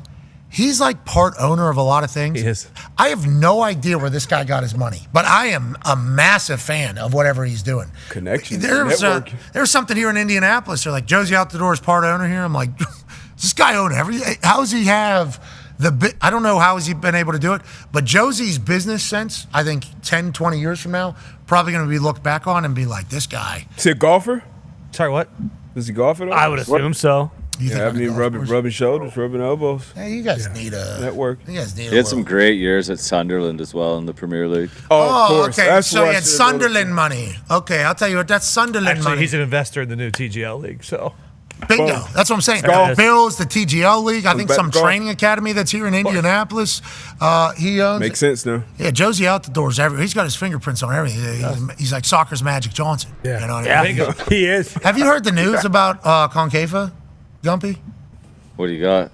You haven't heard. Okay, here we go. Oh, is it canceled? What? No. No. Don't do it on air if that's right. Now let's go. Is it? It's not canceled yet. Good. Yet. Oh, no. He's got new boots. We've had Send him back. We've had some heartbreak within the comp. Oh, no. Oh, We've had some heartbreak within the comp. We've had some. There's been some injuries to some key players. Oh. Have you heard about these I guys? haven't heard a damn thing. Oh man, late night text last night saying, "Hey, bang, bang, probably down and out." And Not I'm like, Gord. Not. Gordo's never going to get hurt. Okay. Meat was just draining putts, so it can't be him. Meat will never get hurt as well. I think I know who it is. Well, that's all that matters. Oh, no, No. Stammer? Reggett. No. Not Zach. Grella. A guy you know very well. Cameron. Cameron's out? You can't play without the captain. I know. I was thinking about What? canceling the whole Been thing. talking to this cannot guy do all that. day. Doesn't want to fucking tell me. Yeah, I think he thinks he's maybe going to be able to battle through, but I think there is some real worry about Cameron's availability. You guys And- did it without him last year? No, we did not. That's what I meant. No, we did not. He got hurt and we lost. That's what the boots We came lost off. when he got hurt. Jeff Cameron was our guy. A lot of attention on Meat for good reason. He was unbelievable. Huff, obviously, fantastic. Gordo doing his thing. Sure. The Arena Boys were certainly magnificent for CONCAFA. Legit. Loved watching them play. It was a great time hanging out with them. But Jeff Cameron was the heart and soul of that entire team. Need Captain He was America. playing with a torn MCL last year. Wasn't able to kick the ball with the inside of his fucking that's what I'm foot. saying. Had to literally kick with the outside of his foot the entire time. Then whenever we needed a goal, we needed one. He said, screw it. Hits it with the inside of his foot, scores, rips his entire knee for the good of CONCAFA, crashes onto the turf, gets carried off the field, tore his knee People to clap. score a goal. Yeah. He got to stand up. He should have. Yeah. The guy knew he was going to tear his knee to score a goal for us. Didn't play again, we lose. It's Captain Well, America. good news, you heard. Gumps got his boots. He'll step right in. Yeah. Yeah, we got it. Gumps is certainly a leader, and Gumps is certainly a very important part of CONCAFA. His vibes, his energy, his attitude, I would say, certainly helps. But I don't love that we're potentially missing Jeff Cameron. He's not the only one, brother. He's not the only one. Breck, too? No. Yeah, if it was those two, Breck and Jeff. call it. No, yeah, Breck will be there. Breck. Give Steve Nash a call. That's the guy you need. Steve said he was willing to play. That was after 2 bottles of wine. Is Tall Guy playing this year? Zach Knight is playing. Yeah, he's back. I don't know. All right, ladies and gentlemen, let's pivot away from CONCAFA. Red Boots. Red Boots will be out there. Is he outlaw? Let's pivot away from CONCAFA. Okay, which is a brand that is going through a team that is going through some changes right now. Obviously, we have some adversity. We will have to get through it, get past it. We'll be stronger on the other side. There's a team in Washington that had adversity. I mean, I don't think there's ever been a professional team that has had more adversity. Their ownership was hated by everybody, seemingly. Their team had been completely left behind by their own fan base. Everybody thought that this place was a dump. And not only just a dump as the way they were operating, but their stadium was actually dumping dumps on people as their pipes were bursting, and there was no chance of a new stadium being built because nobody wanted to do business with these people. Then comes the sale of the team, then comes new ownership, then comes new everything, and all of a sudden, this team is hot to trot. New stadium coming, new team coming, and the new general manager that had been tasked with building this entire thing up. Started with the Patriots, then he went to the Broncos, then he was with the Niners. Now, the general manager of the Washington Commanders, ladies and gentlemen, Adam Peters. Hey, what's up, guys? What's going on? Hey, I heard that you caught the tail end of our CONCAFA conversation there. We got some very, very, very important, crucial parts of our team injured here just about a month before a tournament. So we're going to have to make some good decisions. Any help you can send our way, we will certainly take it, Josh. Or Adam, sorry. I think you guys got to learn about Leeds United football team. Is that going into the Premier League? Is that your big deal? Are you a football guy, a football guy? Do you pay attention? Yeah, awesome. It's awesome. And Leeds, we just got promoted, so I'm a proud investor of the Leeds United football team. We're going to be playing against Josh Harris's Crystal Palace, so it's going to be a lot of fun. Okay, well, good luck to your team. And if J.J. Watt's Burnley team does what it did the last time it got promoted, that'll be an easy win for you guys. And then they'll be dropping right back down into the second league. I said Josh there, and you just mentioned Josh Harris. Let's talk about that.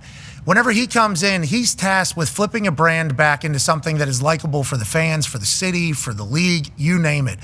What has it been like to be within that building while you guys are going through this like resurgence of relevancy and almost a resurgence of affability for the program? How have you maintained focus on building a team while also understanding that this isn't just about football, it's about the entirety of the operation?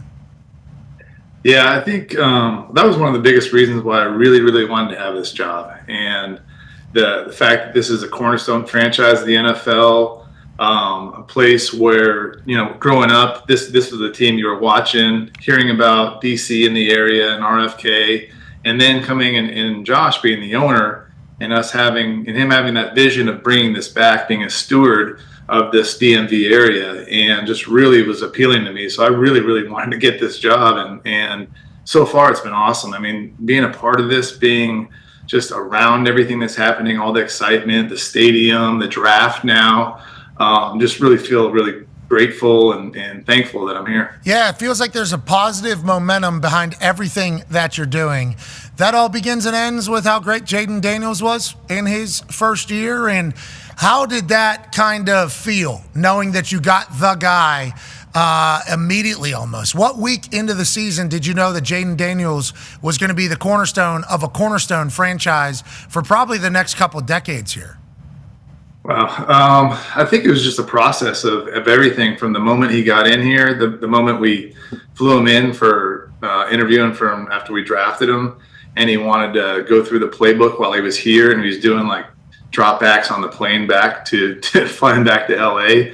And just every step of the way, you could see the humility that he had, the work ethic that he had, just the way he connected with his teammates out. The fields are right over here, like out on the grass, and the way he went about everything. He earned everything he had. And so It was just kind of a step-by-step process, but you could feel it right away what a special person he was. Okay, in the first round this year draft, you go with a big guy out of Oregon, offensive tackle Josh Connerly Jr. There was a letter from Cliff Kingsbury that you showcased on draft night that he showed up and said, hey, take the big guy from Oregon, okay? We need to protect him. You couple that alongside a trade that you make this offseason with Tunsil. Felt like, was this a focal point for you? We need to solidify the people in front of our superstar, Jaden Daniels, or was this a situation where you couldn't believe he was available? I think it was both, really. I think in the offseason when we had the opportunity to get Tunsil, which it doesn't come around that often to get a blue chip left tackle, one of the best left tackles in the league. So we felt that was an opportunity that we didn't want to pass up, and for the reasons you're talking about. Like, we want to protect Jaden, and really he's the cornerstone of our franchise. We want to make sure we're protecting him. And then so we got that done, and then we really wanted Connerly. And that letter was cool because Cliff, he's a tireless worker. It's unbelievable how much he works. And as he's doing draft prep, he's also watching college teams for different plays and different scheme and just different things he can learn from them so he can implement into what we do. And he watched a lot of Oregon. So he said, I watched every single snap of Oregon. And he usually just watches the skill guys, the quarterbacks, receivers, tight ends, running backs. And so he left that note on my desk.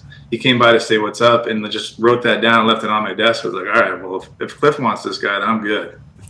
How about Josh Connerly, no matter what, draft day seemingly from Cliff Kingsbury to you? I thought there was a chance he wrote 30 different letters, though, just in case. Hey, make sure this, make sure this, make sure this, so you would have a letter for it.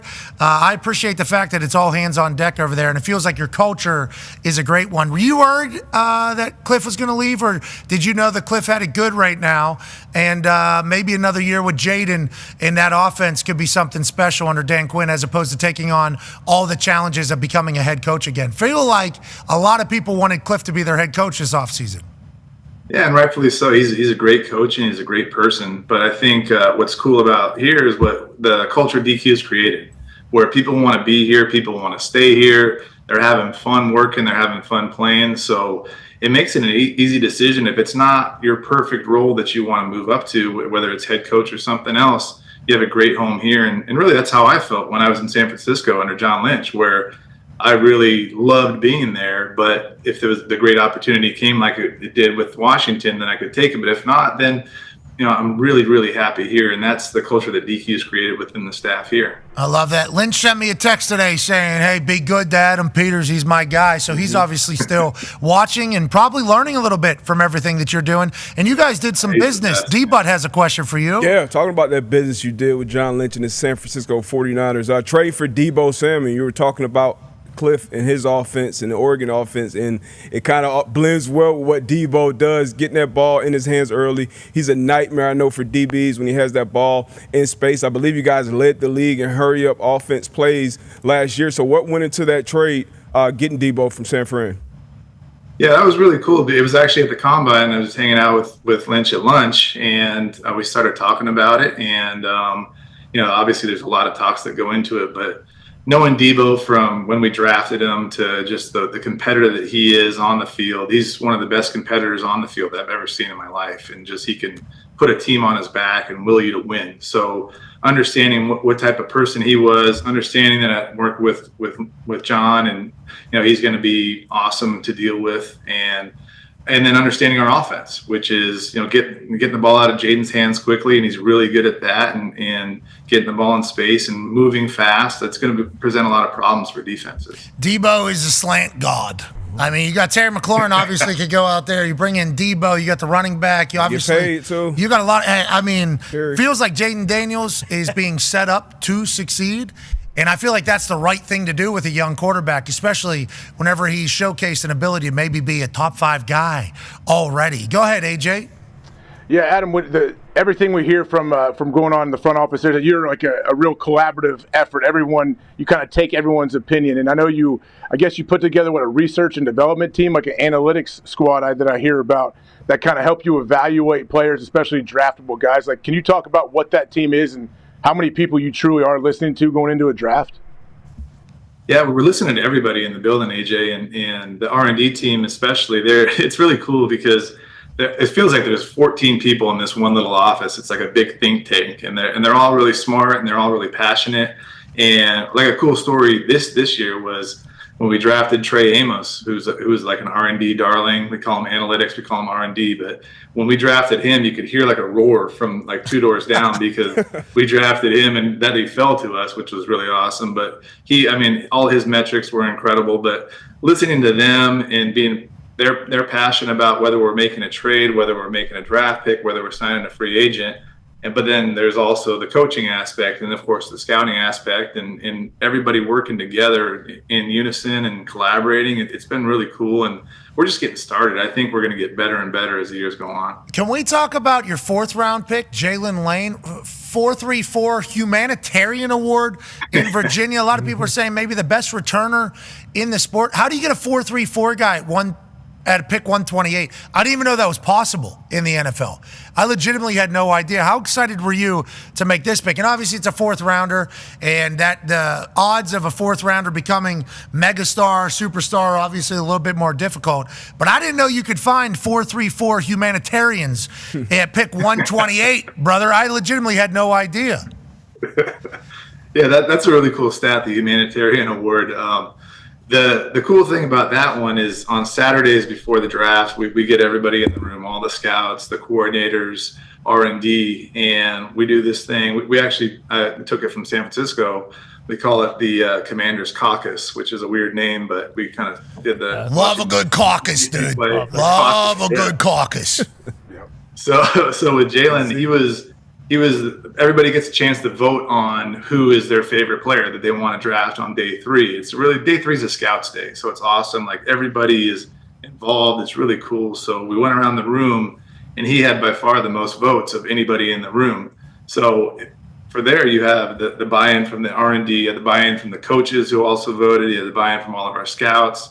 And it's just a matter of, all right, well, hopefully he'll get to us because you really have buy-in from everybody in the building. So he was our number 1 returner in the draft. Larry Izzo was one of the people that voted for him. So it all worked out really well. He fell to us, which we were really excited about. And that was an easy pick. He's awesome. And he's, he just had his birthday the other day. He's getting married this summer. He's incredible. So I can't wait. He's coming here Thursday, so I can't wait to meet him in person.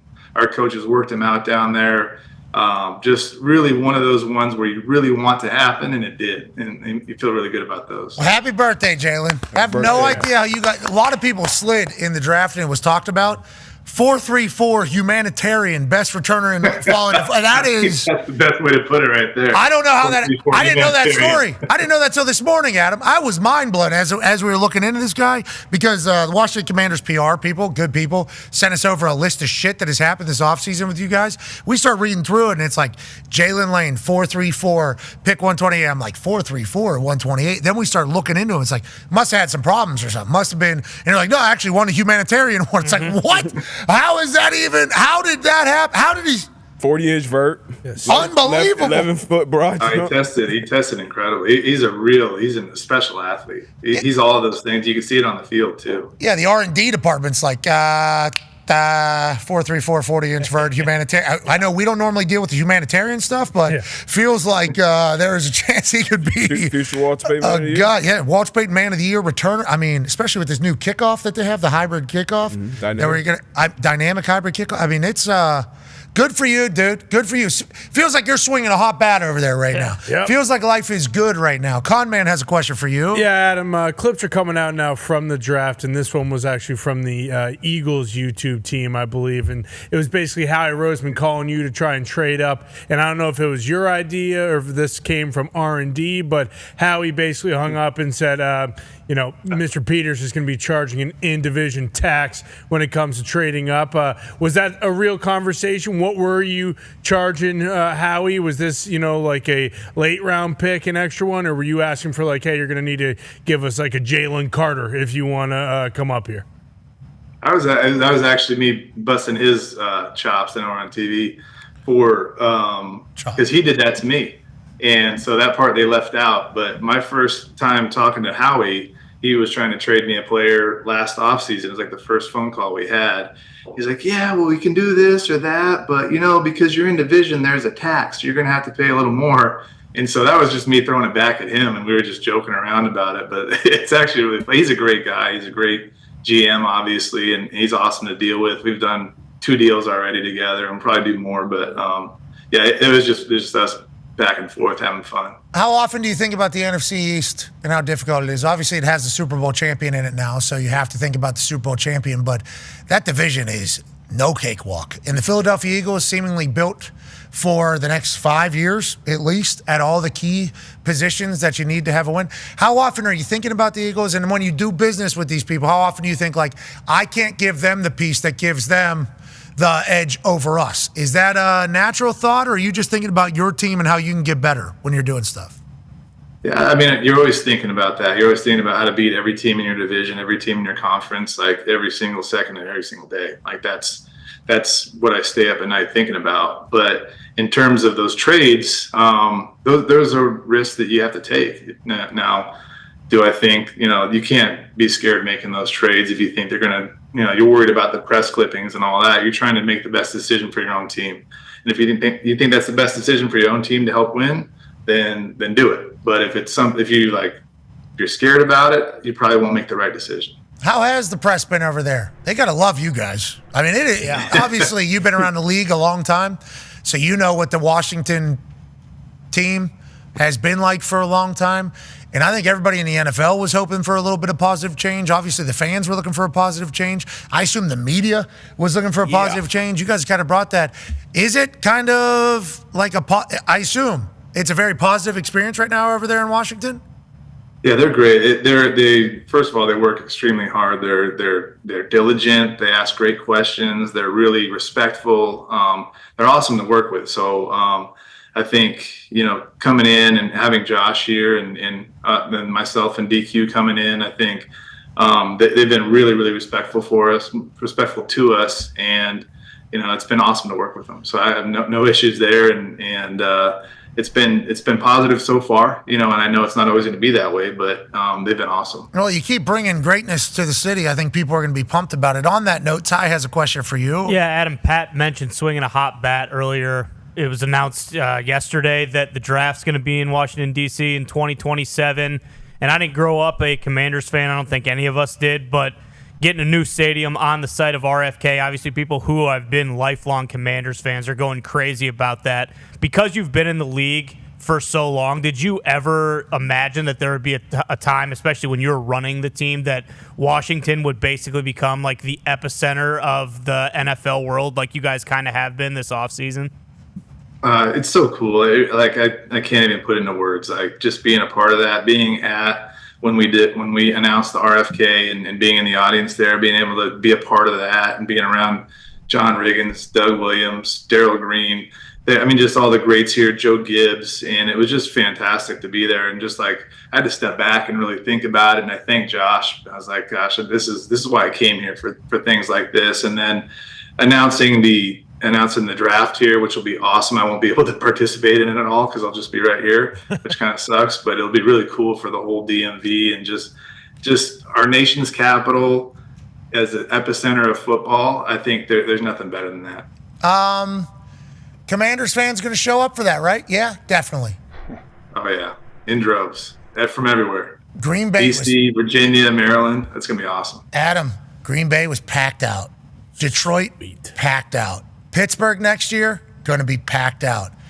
That's a big area there, isn't it? It's going to be something. And if it's cold. Oh, there's a little weather. I think we're going to be all right. I think we're going to be all right. Okay. Whatever the record is, we're going to break it. Our fans. I like the confidence. I forgot. It's a brand new Washington team over there. Brand new. How do you, whenever you say, do you say go Commanders? Or do you say we are Commanders? Bam, bam, bam, bam, bam. What do you say whenever you. Hand up. Who are we? The Commanders. Fight for old DC. Oh, fight for old DC. Hail to the Commanders. Okay. HTTO. Do you like the name? Love it. I mean, you got it. Can't say it. No, honestly, we've embraced it. We've our players have embraced it. We've embraced it. What a commander is. We've defined what a commander is. So I think everybody's all in on it. So we're pumped, and we're gonna keep going with it until they tell us not to. Well, and if you win with it, I mean, if you've embraced the culture, embraced the name, and you win with it, I think everybody else will buy in as well. I think that's all anybody cares about. And it feels like Jaden's going to be leading you boys to a lot of that. Now, let's talk about what the building has done. You said you thank Josh for everything that's possible and why you came to Washington. It feels like the players are thanking Josh as well. Tone has a question for you. Yeah, Adam, Pat referenced the kind of the one sheet that your PR sent over, and one of the main things on here is the 2023 NFLPA report card grades versus the 2024 NFLPA report card grades. I assume that is a big deal for you guys. How involved are you in that? And I assume the 2025 grades are going to continue to just go in the correct direction. I hate it, families. Yeah, I think what's funny about that is Josh came out and it was a great line. He said, "I'm not an F- guy," and and he put his money where his mouth is, and he invested a ton of money in this place. And again, the fields are over here. There's an AstroTurf field out here when I got here. I couldn't believe it. It's a grass field that our guys were practicing on today and practicing. Hold on. You guys had an AstroTurf field? AstroTurf, like scuff your elbows. You played on it. I played on it. Cement with I rock. don't think AJ played on it. Maybe you and AJ didn't play on it, but in high school maybe. But it was still here last year. I couldn't believe it. I thought it was like I saw it on a stock photo on Google. I thought it was like a photo from like 20 years ago. It was like a photo from last week. And it was unbelievable. I was like, what is this thing? And then, but to Josh's credit, I said, Josh, we got to get rid of this thing. This is terrible. And he said, do it. And that's what he said about everything. And from our kitchen to our locker room, to our meeting rooms, to our stadium, to the locker room at the stadium, everything that we've asked for, he's done it. He said, will this be good for the players? And we said, yeah, and this is why. And he said, go ahead and do it. So I can't take credit for that. DQ, both of us worked really hard on it, but it was really Josh saying, okay, go do it. And we're not even done. We're building a new locker room right now. There's a ton of construction going on. They're going to get a new locker room. So those grades that were on the right-hand side there, they should be going up too. That locker room F hopefully will not be an F anymore based on what we're spending. And the rest of it is going to be really good. And just the human capital that we have in here, I think, is our biggest asset. The people that are working here, the scouts, the operations people, the coaches, the chefs, like you name it, the trainers, PR. You guys know the PR guys they're incredible. So that's what we have that I don't think other buildings have. We're never going to have all the bells and whistles that some places have, but combined with newer things for the players, with all the people that we have, it's a great place to be. New stadium coming, new locker room coming. Feels like you do have all the bells and whistles that everybody else has. If you have good food, good locker room, good stadium, yes, I think you're going to get thumbs up basically with everybody. And you're not giving yourself any credit there. Yeah, good equipment guys, good training guys, good humans. You're not giving yourself enough credit there though, because it was an F- in the locker room. Yeah, correct. It moved to an F, if you see. It wasn't F-. It moved up to an F. You guys did something. Yeah. Poop pipes didn't burst. I think it was the humans that were potentially in charge. Well, we shouldn't give them an F-. We like these people, right? We like them. They're trying at least. Yeah, just an F. Just an F. All right, sounds good. F-. That's tough. So I don't. I haven't. Never seen that before. Yeah, I didn't fill out any of these report cards ever. These came post, I think, my career, and I wasn't asked. I do like that F- is an option. Yeah. Like an F isn't bad enough. Is it F-? We need the lowest form of F that you could possibly get. And then is there an ineptitude option down there that's like worse than F-? I don't think it's much worse than F-. And that first one, the first column, that treatment of family, is something you don't really think about coming into the league. I know I got drafted by the Patriots. And, that was a huge thing with the Patriots as far as the treatment of the family. Post-game, it'll be a private area for all the family, have some food, mingle with all the different players. That was always awesome. Colts were awesome as well with the family. But, yeah, that's a big deal. But damn. 3 F- out of 11, 5 total Fs out of 11 in 2023. I think there was a chance that the players hated everything. Yeah. Hey, why don't you vote on the training staff? Nah, we hate everybody, dude. F. Not an F-. Hey. But an F. Strength coaches, though? Strength coaches are awesome. They're their only A, right? That first year? Yeah, I think that tells me that strength coaches are telling the players, listen, this is a shithole. We know. Okay, this is what this is. But it's ours. But it's ours. Okay, we got to get through here. That feels like the only way that could be an A there is the strength coaches go, listen, I know the locker room's trash. I know the training room's trash. I know the training staff, bunch of assholes. I know the treatment of families, worst ever. But we got the next hour to get better in here. Let's go ahead and do it. I'm on your side, not on this team side. Shout out to the strength coaches. Shout out. Rallying there and sticking around. AJ has the last question for you, Adam. We appreciate your time on this glorious Tuesday. Yeah, Adam, Pat mentioned that you worked for the Patriots, Broncos, and Niners before you got to Washington. I guess, how long ago did you start envisioning yourself as a GM and start building your whole plan? Because you've had a lot of success before you got there, and I believe you're part of 3 Super Bowl rings already. Was it something that was always your goal to be the GM, and kind of how has that influenced you and what you're doing now? Yeah, I think it really didn't become a reality or a possibility till I got to San Francisco. But starting in New England, getting a great foundation there, Darius knows about that. I think I left right when he was coming in. I missed him. That was my one draft where I was in between teams. I was on a beach in Santa Cruz watching the draft on my phone, and it was the best draft I've ever had. And then with a great pick by the Patriots there. But hell yeah. Then getting to Denver and understanding how you can work differently and still win, which is awesome. And working with John Elway, working with Matt Russell, and then Gary Kubiak came in. And then being in San Francisco with Kyle and John and the ownership there with Jed and the York family, understanding, okay, this is how a team should be run. And starting to really formulate my mind around that and trying to bring all the great things of all of those 3 places to here as much as possible. We're just getting started, but really just understanding it's the people that make the place and getting great people around here. And so that was really what we tried to do when we came in here. And first hire was getting DQ, and that was the best hire we could make. And he's been even better than expected and getting better every day. And then our staff around that. And so it's not myself, it's everybody, it's the people that are around me that really make this place. And it's been so much fun, and it's a lot of hard work, but it's been awesome and really excited for what's to come. I assume it's very fulfilling to see it kind of all work and see a city come back to life and a football fan base feel like they're a part of the actual conversation of winning again, as opposed to the conversation of being a dump again. You mentioned DQ there being a massive piece of it all as well.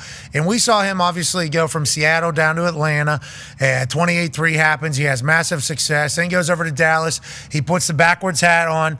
He is the DC. He has magic. How important was it to get a guy who maybe had head coaching experience before as the head coach? And how much do you think all the experience that DQ has had around the league before he got there has helped him? Because everybody sings his praises. Yes. And whenever he's mic'd up, it's must watch. This guy is an electric factory, it feels like. Has he always been that way, or do you think he's kind of changed along the way and now's the perfect time for him to be the head coach of your team?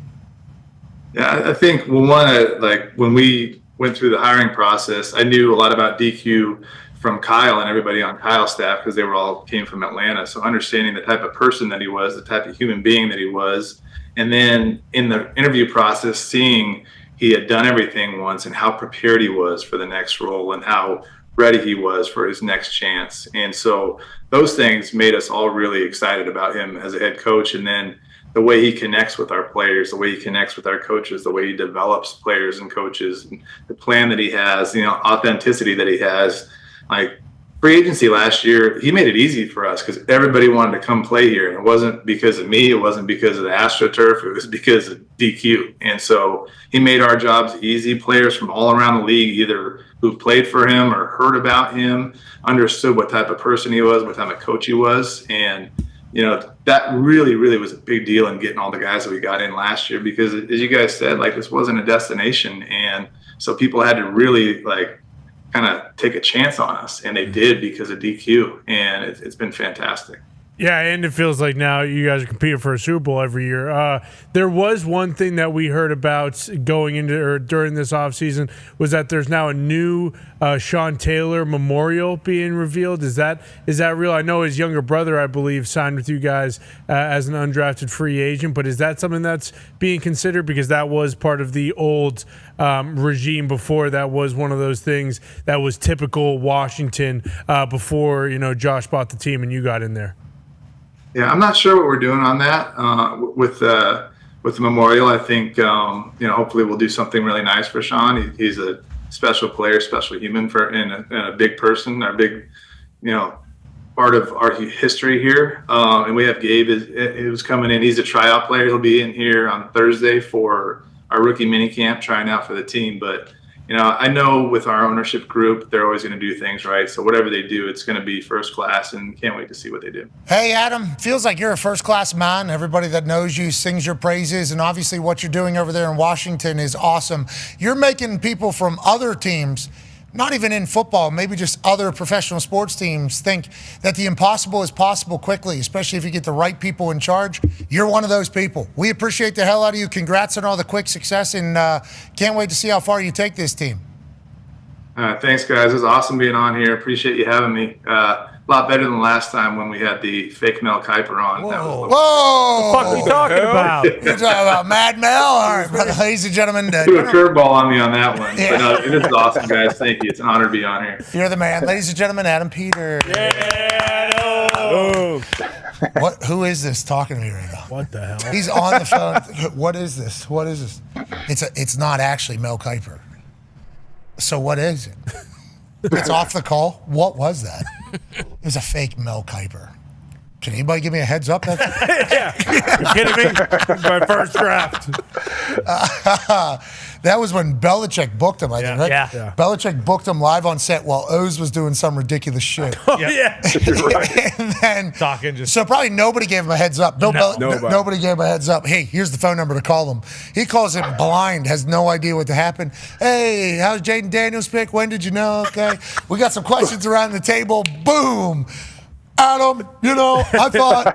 I don't remember what I asked him. Must have been something pretty outlandish. Well, the team, they were the 2 overall. It was like still the old Washington. Yeah, you had a lot to pull from. Yeah, Matt Bell. Yeah, Matt Bell had a lot to pull from. Poop pipes, all that stuff. I mean, the amount of things that we could have said. I want to go back and listen to his questions. Blindsided. You get booked by Bill, too? That's the last thing you're expecting. Bill Belichick booked me on the show, and then all of a sudden, 2 seconds later, I'm FaceTiming with what is this? What is this thing that is yelling at me, telling me that I'm a horrible GM? Thought it was like Lombo or Patricia, like with Bill, maybe. Oh shit. The first thing Mad Mel said to Mike McCarthy in the Airbnb that we were in, hey, Coach Mike, I don't know how much you know. There's going to be a Mad Mel Kiper character that's going to be a part of tonight's show. What do you mean? Mel Kiper's going to be all? No, it's a Mad Mel character. All right, yeah, that sounds good. What do you mean? And then Ty's there. I'm going, Ty, will you give him some Mad Mel real quick? And Ty goes, well, obviously, McCarthy, you're with us because you weren't able to get the job done in the biggest games of the year with Dallas. He goes, oh, jeez. Come on. Yeah, he said, I need to give you one of these. Give you one of these. He was Perfect. it was awesome. So good. Yeah. Mel Kiper had his own little mad situation this year. He certainly did. Oh, yeah. A little bit. How come he doesn't come on our show? He's talking with GMs. He's talking with a number of different people. He's literally on the phone for 23 hours a day. He's able to find time for everybody else's show. I've literally seen him on everybody else's show. Yeah. I'd assume he hates our guts. And I'll tell you what, Mel, I hate you too. I would assume he. How about that? I would assume. Has he ever talked to Mad Mel? Has Mel ever talked to Mad Mel? Oh, yeah, because we assumed that he hated us because Mad Mel was before we get to ESPN. Then we get to ESPN and we hear, no, Mel Kiper's a big fan of Mad Mel. He even leaves like a voice memo. I think Mad Mel even got a voice memo. It's like, sweet, so we can have him on. We've lobbed 1,000 requests. At least. I would say 100 requests to Mel Kiper to join our show. And every single time, sorry, kid, pumpkin pie, we got to do this. And it's like, I understand. All right, you hate us. Fuck, I hate you too. And I thought you embarrassed yourself on the draft, brother. I think you did what this one's supposed to do on the draft. So, I mean, that's how that's going to go. Can't wait to meet him in person someday. He did try to ruin my draft day as well after I got drafted, saying I was just going to carry bags for Adam Vinatieri. It was a different position, doofus. You had no idea. And I'm sure that your hit rate is obviously much higher than my particular situation. But he was the one saying, 50 years, the NFL doesn't know how to evaluate quarterbacks. He also won the band cover too. So maybe just ahead of the game. Right. This guy knows ball. I understand that. Doesn't like our show. Who does? I guess people that are watching. We'll continue this thing digitally. Be a friend, tell a friend something nice. Okay. So now we're just on digital. Now we can cut loose a little bit. Yep. Okay. I don't hate Mel Kiper, but I had to send that out there to let him know. You're a feeler. Yeah. What the fuck? I had to send that out there to let him know. I had to send that out there to let him know, like, hey, we see what you're doing. You're on everybody's show. Literally on everybody's show. Somehow he finds time to be on everybody's show. Even shows that aren't ESPN shows. He's on everybody's show. Our show.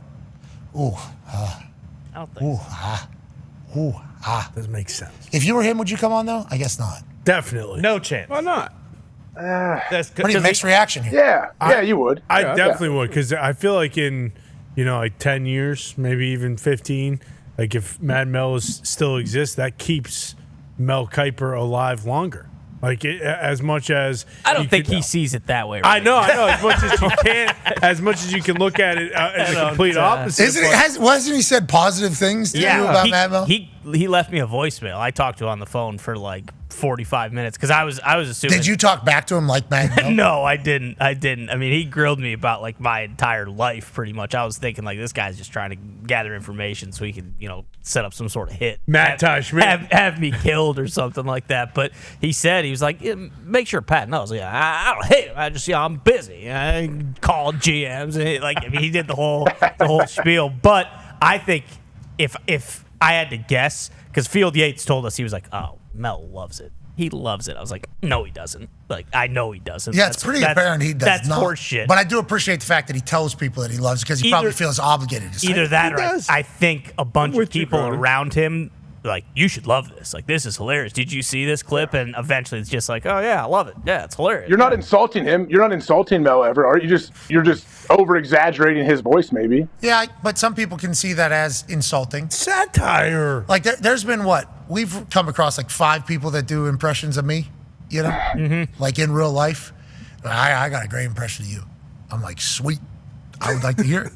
I would like to hear it. Then they do it. I'm like, oh, thank you for doing that, man. You take time out of your life. Then we walk away and I go, that is not what I sound like, right? Yeah. And then normally it's a no. And I think I'm pretty tough too, because I got like 7 different, there's cadences and everything. I assume you could do my natural Yinzer loud yelling thing if you really wanted to, which is what you have picked to do for Mad Mel. So there's a chance that he's like, I have much more depth than what you are doing as Mel Kiper. And that might be why some people who get impersonated get upset. It's like, that's not who I am. I'm much more than that. So I think deep down he lays his head down. I think he hates our guts. I think he hates our guts. I disagree. You disagree? I do too. Yeah, I do.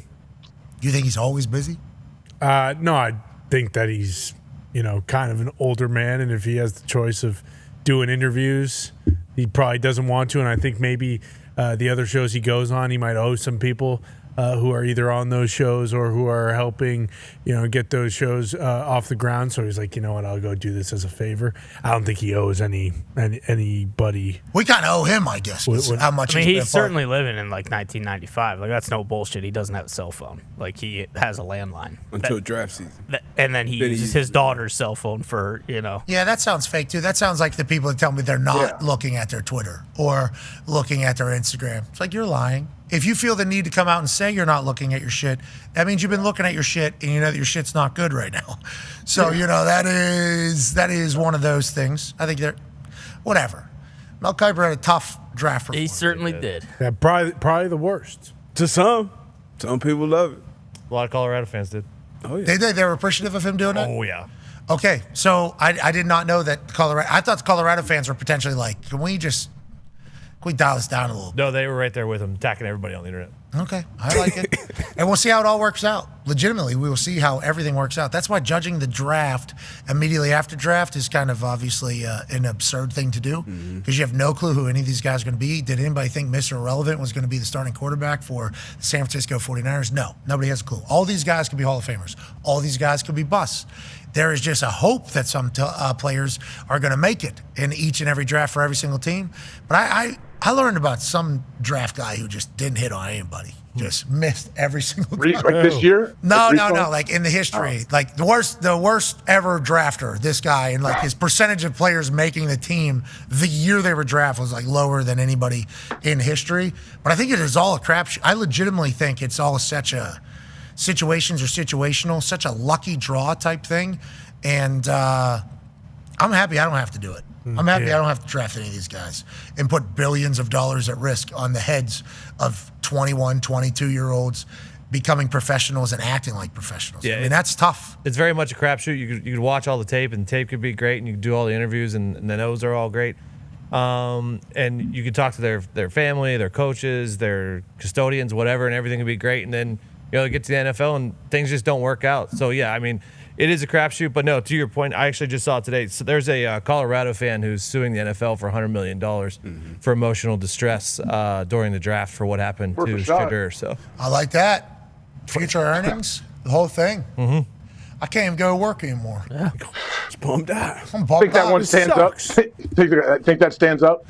Feels like there's a lot of lawsuits that wouldn't stand up in actual court, but morally people can take the high ground. Now, for sure. With that being said, the Quinn Ewers fall is interesting. Mm-hmm. Quinn Ewers dropping all the way to the 7th round. I don't think any of us. No. 7. He's a Come on. top 5 pick before the last college football season started. And he had a good year, right? Like he had a good year too this last year. Like, yeah, I don't know. Yeah, Shedeur dropping, obviously massive story because he's going to be top 5 quarterback. He ends up in the 5th round. Excited to see him go to work. He's been in the community of Cleveland already. Oh, yeah. He's been in schools, doing stuff, training stuff. I love he's acting like the guy. Now he's deep down on the depth chart or whatever. He's under Dylan Gabriel, who's drafted higher than him to the Cleveland Browns out of Oregon in this draft class. But he's acting like a guy in the NFL. He understands what it's like to be a guy. I hope he goes in there, works his ass off, and, I hope he has a great career. Who knows if it's going to happen, but I hope he does have a great career. He's still a 5th round pick, okay? 5th round, 144, obviously not a guarantee you're going to make the team and anything like that. Quinn Ewers, 7th round, is insane to think about. And his draft party, with all those animals that have been hunted and killed behind him, so bummed out whenever he finally got drafted. It wasn't like a celebration at all. There was tears, obviously. This is not how he assumed it would go, but it's like there's a lot of falling stars in this draft, and nobody's talked about Quinn being one of them. I genuinely am wondering how Quinn's career goes. He can throw the rock. Sarkisian's offense is like an NFL offense.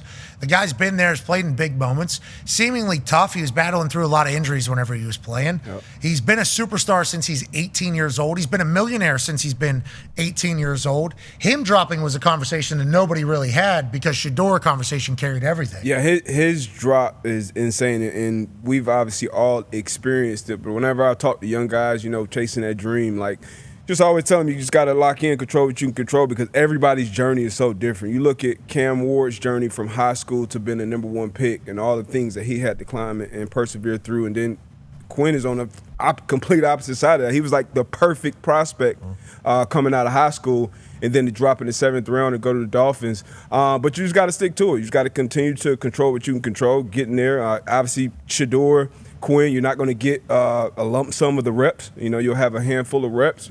Obviously you got to get mental reps and soak up everything in these meet rooms and from these coaches. And an opportunity will present itself, and you got to take advantage of it. The lower you're drafted, the less opportunities you'll have. But yeah, this 7th round slide was absolutely wild to watch. I don't think I expected it. Maybe they did. I'm not 100% sure. And to watch any of these guys play next year, if they make the team and they're starting, you should go to our friends at SeatGeek, the greatest ticket buying platform on planet Earth and the moon. Over 30 million downloads. SeatGeek is still the number 1 ranked ticketing app. Congrats to them. Now, each tick is rated on a scale from 1 to 10, so look for green dots, which means good score. Red dots mean bad score. What they're searching for is this a good ticket at a good price, or is there some ticket better in the internet world?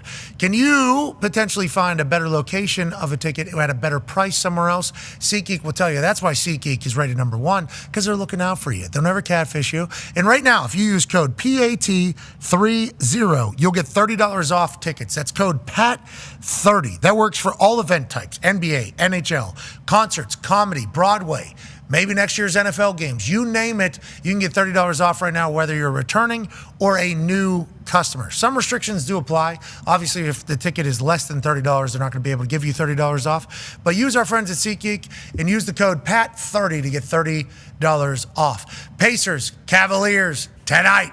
Seems like there are some tickets available if anybody wants to make the drive over. Sure. No, but I did get my tickets from SeatGeek for Friday's game in Indy. Can't wait. I think this is going to be a great series. I do too.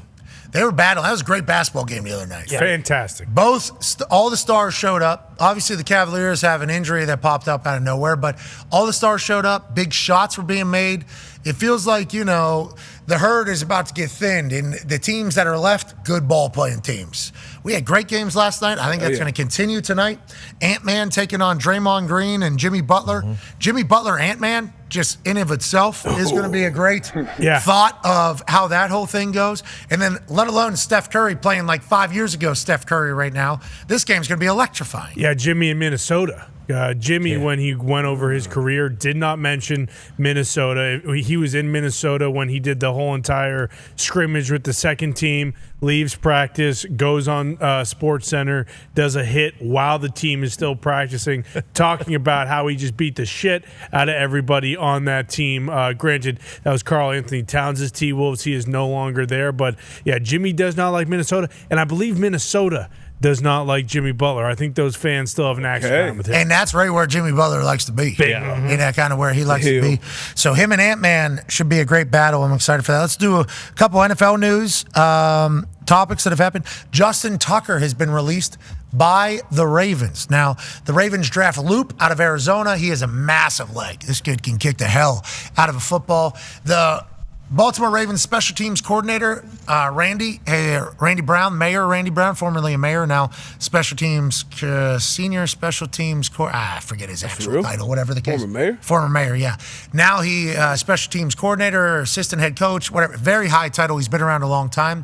He was the one that was in charge of setting up the combine, finding the kickers, doing the workouts. So I think he very hands-on with all these kickers. Now, they said it's strictly a football decision, and Justin Tucker certainly had his worst year he has had since entering the NFL last year, but there's also a lot of noise off the field. Anytime there's that much noise off the field and you potentially become a distraction, especially with something as serious as what was being talked about, and you're not performing at the level that they've expected you to or paid you to, at a kicker and punter position, you're setting yourself up to lose your job. I mean, that's just how it is. Justin Tucker will go down as one of the greatest kickers in the history of the NFL. Obviously, people will say top two, not two. Some people will say he's been a Pro Bowler. He's been an All-Pro. He has the highest career field goal percentage in NFL history, damn near 90% of the kicks. Every time he walked on the field, you knew the ball was going to go through the uprights, except for this year.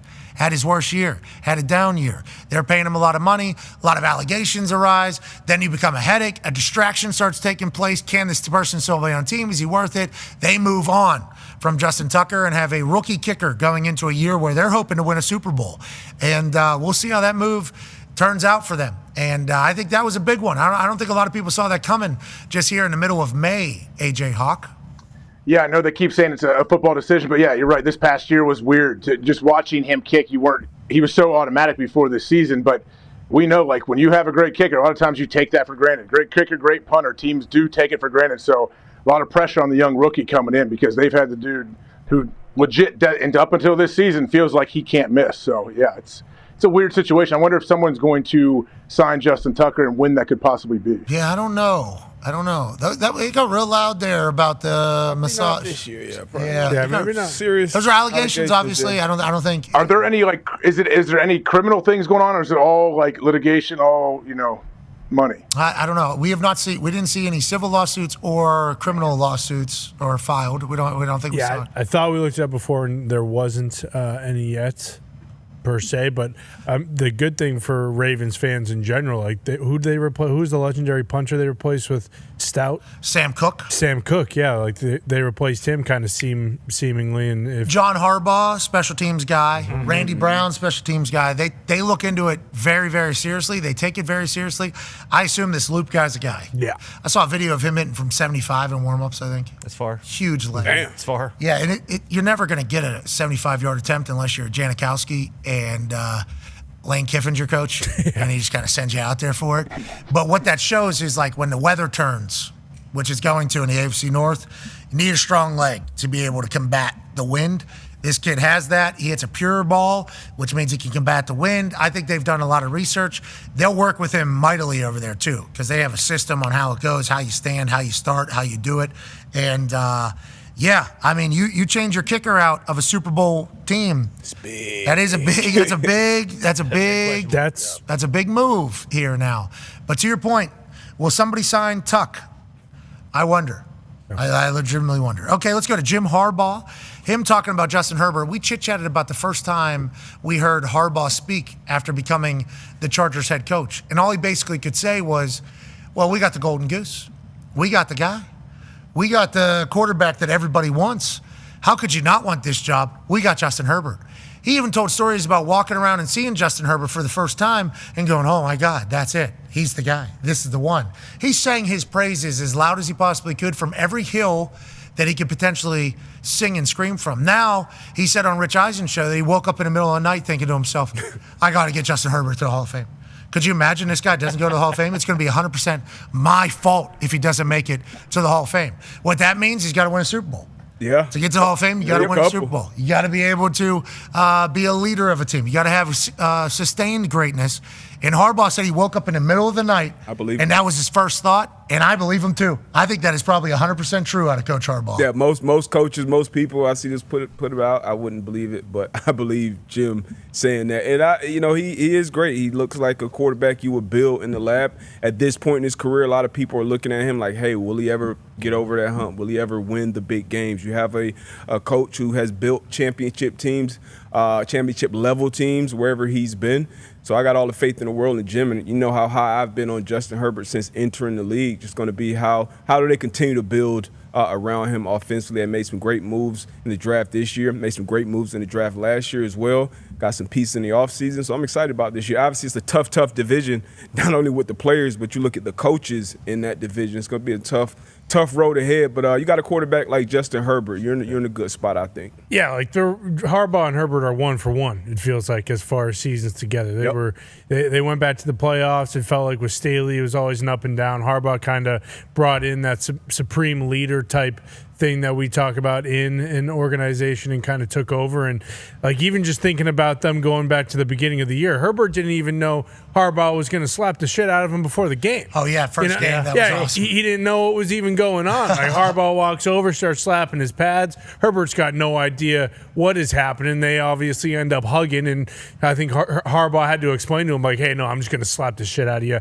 and then let's go do this thing. But even just Harbaugh on the sidelines watching Herbert. Do you remember that mic'd up where I forget if it was him running a touchdown in or throwing a ball, and it was just Harbaugh saying over and over again, He-Man. beast. He's a beast. And he kept saying that. I forget if we have it or not, but just watching them two work together, like I assume they're on their way to having massive success together. And they took another wide receiver, I believe, too. Yeah, Harris, the kid from Ole Miss. Yeah, so it's going to be incredible. And, yeah, they grabbed Hampton in the first round, and they signed Naj, who Naj has only had, a 1,000-yard season. Yeah, like they're not just basically getting wide receivers to say, all right, Herbert, go throw it 40 times. Like they got an unbelievable O-line and running backs for him. I would be pumped if I was charged. I woke up in the middle of the night sweating. Babe, I got to get Justin Herbert to the Hall of Fame. So me. Can we talk about this tomorrow?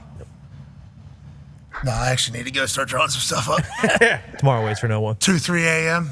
Harbaugh, what a coach, man. What a coach. Just loves ball. Yeah. Loves his players, loves his team. What a great signing by the Chargers. Do they have what it takes to win? I You talk about that division. Maybe another weapon. You got Andy Reid, Tough division. Sean Payton, Pete Carroll. Yes. Yeah, they do. They get hot at the right time and they're healthy, yeah. True. When you have Justin Herbert, like D-Butt said, Justin Herbert is a quarterback you would build in a lab. Like his demeanor, everything about it. Yeah, I would assume that they're sitting there thinking, hey, we have Justin Herbert in the prime of his career. we have to find a way to get a couple Super Bowl rings. What did We have Ortiz say the other day? I hate Justin Herbert. Yeah. He's smarter than you. He's more attractive than you. He's taller than you. He's more athletic than you. He's more humble than you. He's more charming than you are. He can throw a ball better. He can run faster than you are. He is literally everything you want, top to bottom. They got their franchise guy. They're in a tough division.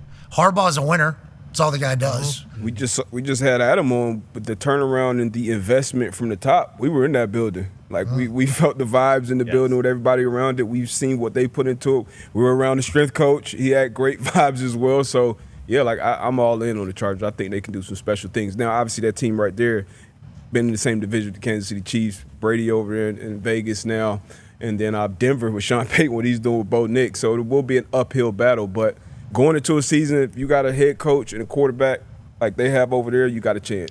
I ran into a Raiders fan yesterday, Curtis, who works for the WWE. He goes, you like the Raiders? I'm like, Tom Brady, brother. Like, what, am I going to say Tom Brady's making bad decisions? No, I'm not going to say that. I think you should just assume that the right decisions are being made with Tom Brady kind of at the helm. And the fact that he is so hands-on, I think is probably why all the other owners are like, so this guy's commentating in our building, and he's running another team. How's this going to work? And it's Tom Brady. It's Tom Brady. And I think my thoughts were he's going to be hands off, just like Strahan and Eli here are going in on the Giants. I assume they're not going to be in the next, Hard Knocks offseason of the Giants saying this is what you need to do, this is what you need to do, because minority stake ownership is kind of, hey, your money's going to be seen, but you aren't, in this entirety. Tom Brady becoming doing the sit-down interviews, being the one who's hiring things. I know Tom Brady's different than everybody else, but it's like, I didn't expect him to be this much of an owner, I don't think, whenever he got in the gig. I don't know Tom Brady personally, though. And I guess what everybody says is, Tom's not going to anything half-assed. Like, if he's going to do it, he's going to do it. It's like, I didn't know the NFL operated that way. And I like the fact that I like the fact that Mark Davis was just like, yeah, you got the keys. Smart move. Yeah. You do whatever the hell you need to do. I don't know how many other owners would do that. Yeah, that's the part, the Davis and the ownership part. I expected Tom to at least want to be hands-on and shit. Eli coming to New York, like, hey, John, I beat this guy twice. You see what he's doing over there. Let me help you find maybe your next. Oh, boy, they drafted Jackson Dart, but the future of the franchise here. So I'm excited about either one of these guys getting into that ownership position, and I'm definitely rooting for Tom Brady to actually turn things around. You got your quarterback there with Geno. You locked him up. You got Pete Carroll, who, we don't expect him to be there long term, but I expect him to at least get that ship started in the right direction. Yeah, I mean, that was like his first big decision. They could have went out and got like the young hotshot, play caller guru or whatever. Like, they needed a guy like Pete Carroll, and I think a lot of people forget how good of a coach he is because of the way things ended in Seattle and then him taking a year off. Like, that's what they needed to do to kind of reset the franchise. So far, I think you could argue, and then even the quarterback, maybe they didn't like who was in the draft, so it's like, all right, let's go out and trade for Geno. Like, I think as of right now, if I'm a Raiders fan, I'm 1,000 times more confident going into this year than I was last year. Me too, and I think every move you make, you just got to be like, yeah, Tom Brady. Yeah. Does Tom like it? Yeah. All right, I like it. Mm-hmm. This is what Tom thinks we need to do? Yep. All right, that's what I think we need to do. And how could you not think that way? What if they start losing again, though? Probably. I don't know. Does Tom get the blame? Does Tom get the blame if they lose? No. Yeah, like Pete Carroll's over there, Chip Kelly's. They got a lot of winners over there, man. Geno Smith's over there. I mean, Tom McMahon. Yeah, Tom McMahon, special teams coordinator. Tom Brady ain't getting fired, so I don't think he's getting the blame. And looking, from the public, no, he won't get I the don't blame. think so. No, it'll be Pete. Because how much of the general public you think truly believes that Tom Brady's doing everything? Well, that's what I'm saying. Like, I think from what we have heard, yes, is Tom is day to day. Tom's in a good spot then. If they win, Tom's going to get a lot of credit. If so they he's in a great lose, spot. Beautiful I tried to tell these guys. Yeah. Going to point at Mark Davis and just say, look at this fucking goofball. This is why we can't. Remember he wore that backpack, sat down in the high seat? Backpack. Yeah. Because riding way up his back. They're saying he's like on the phone. I don't know if it's with strength coach, but they're saying like he's on phone with coaches like, hey, what are we thinking today? What are the minds? What are we trying to do? Okay, we'll talk to you later. And then like just making the rounds. It's like this guy is the acting owner of the Las Vegas Raiders. He won 7 Super Bowls. Exactly. Like, that's insane. Went to 10, won 7, and then to go to Tampa and then bring, because it was a forever debate, was it Bill, was it Tom? And then for him to go there and then he brought in Spytech. He brought his spy tape, but he brought in that winning way, that Patriot way, that Brady way, whatever it may have been. So now if he goes to the Raiders, like AJ said, he is at a great spot. If it goes good, everybody be pointing time. If it goes bad, you guys aren't doing it his way. The Art of Winning by Bill Belichick. I believe it is available today. You can go buy that, get the inside tips of his life through football. The real one? I got two of them here. Yeah, you The one by Margaret. The blue one. Oh, Miss Heffernan? Thatcher. Yeah, Heffernan, you're right, because it was Doug's mom. How you remember? Shout out King of Queens. It's the one on the, yep. The Art of Winning by Bill Belichick. Which one's which? I know. You want me to tell you? This one here is for Jonathan, Raj, Robert, and Roger. Okay? Raj Belichick. Kraft, Goodell. Jonathan Kraft? Yep. This one is, this one's Uncharted here by Margaret Heffernan. Good book. Margaret Heffernan. If you want to know the art of winning, you read Uncharted by Margaret Heffernan, or you say, wow, you got me. That was a good one. And then you buy it again. The Art of Winning with Bill Belichick as actually Bill Belichick. Here's chapter 3, firing and hiring. That's a big decision. That's a big decision. How do you keep your culture? Well, you got to hire well and you got to fire well. Legit. Here's from Susie Welch. The lessons in this book are for anyone who wants to understand what it takes to win in business and in life. Bill's right. Winning is an art, but he turns it into an art anyone can learn. Whoa. Okay. I like that. You too can be a winning artist. Love that. Read, boom, The Art of Winning by Bill Belichick. Available now. Available now. I hope we did the audiobook. I'll listen to I it. was literally just thinking that. Yeah, definitely. Audible. Yep. I'm sure you'd sit down for 15 hours and do that. Yeah, for sure. The beauty of accepting this is All right. Tell me when to stop. We're going to read a random page of The Art of Winning from Bill Belichick. Oh, yes. Stop. Chapter 11, Communication. Okay, good. All right. I admit that at times I have been uncooperative with the media. Oh, you got to read it like Bill. Hands up. Nope, not doing that. In 29 years of press conferences as a head coach, there have been some moments I'd like to have back. I was not good at ignoring questions from reporters that were phrased in a way that was intended to get a specific reaction. In this, I am not unique. I can pretty much guarantee that you've had a boss whose idea of constructive feedback was to pull you aside and ask you something like, did you think it was a good idea to, or I'm confused by your decision to, some passive-aggressive stuff that they think is a slick way to get their point across without seeming like the bad guy. I've been a little curt with an unsuspecting reporter just trying to do his job. There have been times when I've been asked a question and I've just ignored it altogether. To be clear, that's better than the alternative, which would have led to my being fined. The media gets annoyed by being stonewalled, but plenty of people, normal people, fans, business people, other coaches, players over the years have reached out and told me how much they appreciated how I handled some of those situations. That's chapter 11, Communication. I'll tell you what, it's just getting started. I like it. That's a good book.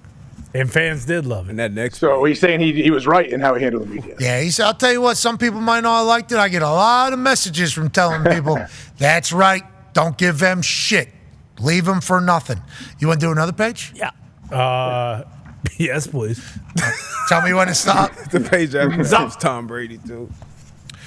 Looking forward. Oh, nice. Will help you see what matters in the present. It's true.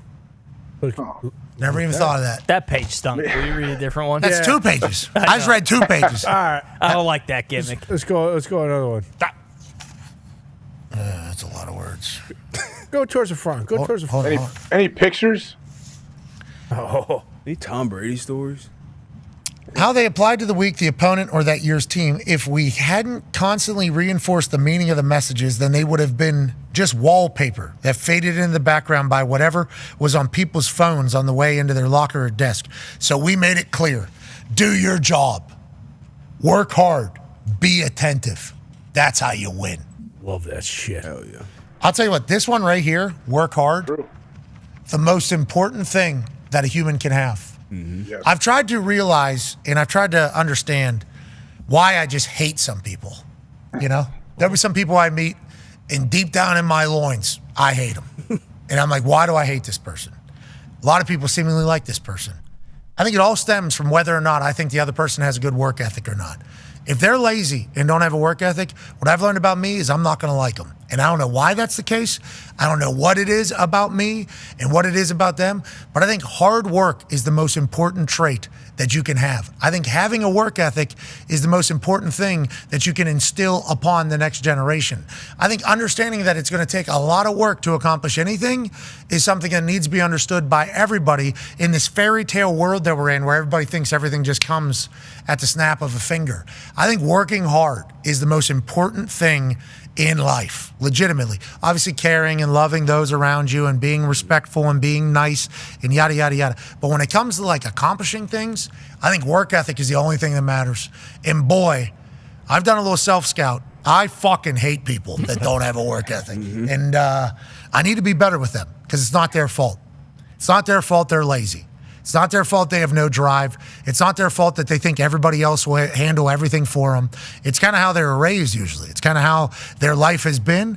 So maybe you can work a work ethic into somebody, but boy, I don't have time for it mostly. And I will quickly make that decision and just see you later. Got no time for this bum, and then I'll move forward. And then I realized quickly, have to work with this bum. Well, I just burned the bridge with the bum. Well, you're going to have to rebuild that thing. You need to go on Fortnite with your little fucking thing and build a bridge back up. Yeah, you need to do that whole thing. I like that working hard is starting to be promoted by more people. Like, I think there for a bit, like it wasn't something that was talked about. Now I think like people are starting to reiterate the fact like, hey, everything is going to take work. Everything in life is going to take a lot of work. You just need to sign up for it, get used to it, and fucking do the thing. The audiobook is available for purchase and download on Audible. It is also available on Amazon.com and other platforms like Chirp Books. Bill Belichick narrated his own audiobook, The Art of Winning, Lessons from My Life in Football. All right, let's listen to that for the next 10 years. Okay. Boom. I'll get it. Let's get after it. Is there any Tom Brady in it? I speed him up. They put him at 1.2. No Robert Kraft, right? 1.5. No, Bobby. Do you guys do 2X? No. I do like 1.25. Yeah, 1.25 is what I do. On videos, I'll do 2X. To my mom, Jeanette, and my dad, Steve, for their love and support. To Bill Edwards, my godfather, and my father's college and NFL coach. My father's book, Football Scouting Methods, was dedicated to Bill Edwards, but the dedication page was left out. The Belichick family is forever indebted to Bill Edwards and his wife, Dorothy, for inspiring 3 generations of coaches. To my grandparents, Leslie and Irene Munn, and John and Mary Belichick, for the sacrifices they made for their children, grandchildren, and future generations. To my children, Amanda, Stephen, and Brian, your love and inspiration power our journey. I have watched you grow as parents and as coaches. Hell yeah. That was this page. I don't know. What's this page? That's awesome. Forward? Acknowledgements or forward? What is maybe? it? I don't know. It's all by itself. It's only, I don't know books well enough, whatever this page is. Well, I can't say. Is that publisher information or no? Publisher information's here, I believe. Copyright, collected poems, interior design was done by Ruth Lee Mewey. Oh, wow. Ruth. Okay. Who's the publisher? Simon and Schuster. Avid Reader Press, guess. an imprint of Simon and Schuster. Boom. LLC. They run this shit. They do a lot of books. Simon and Schuster do the books. They do this. They do the books. Yes, they do. Art of Winning available now. Bill Belichick. Go get it. Now. That interview was not what he thought it was going to be. Ambush. That's how they say. That's not what CBS is saying. Yeah, I don't know about that. CBS goes, we tried. Yeah. We certainly tried. And Bill goes, I was told we're talking book and ball. Who told you that? That's why I wore the Navy. That's why I wore the Navy sweatshirt. Book and ball. This is a hole in it. You see it? him just sitting there on that chair with that ripped fucking sweater. His hair the way it is.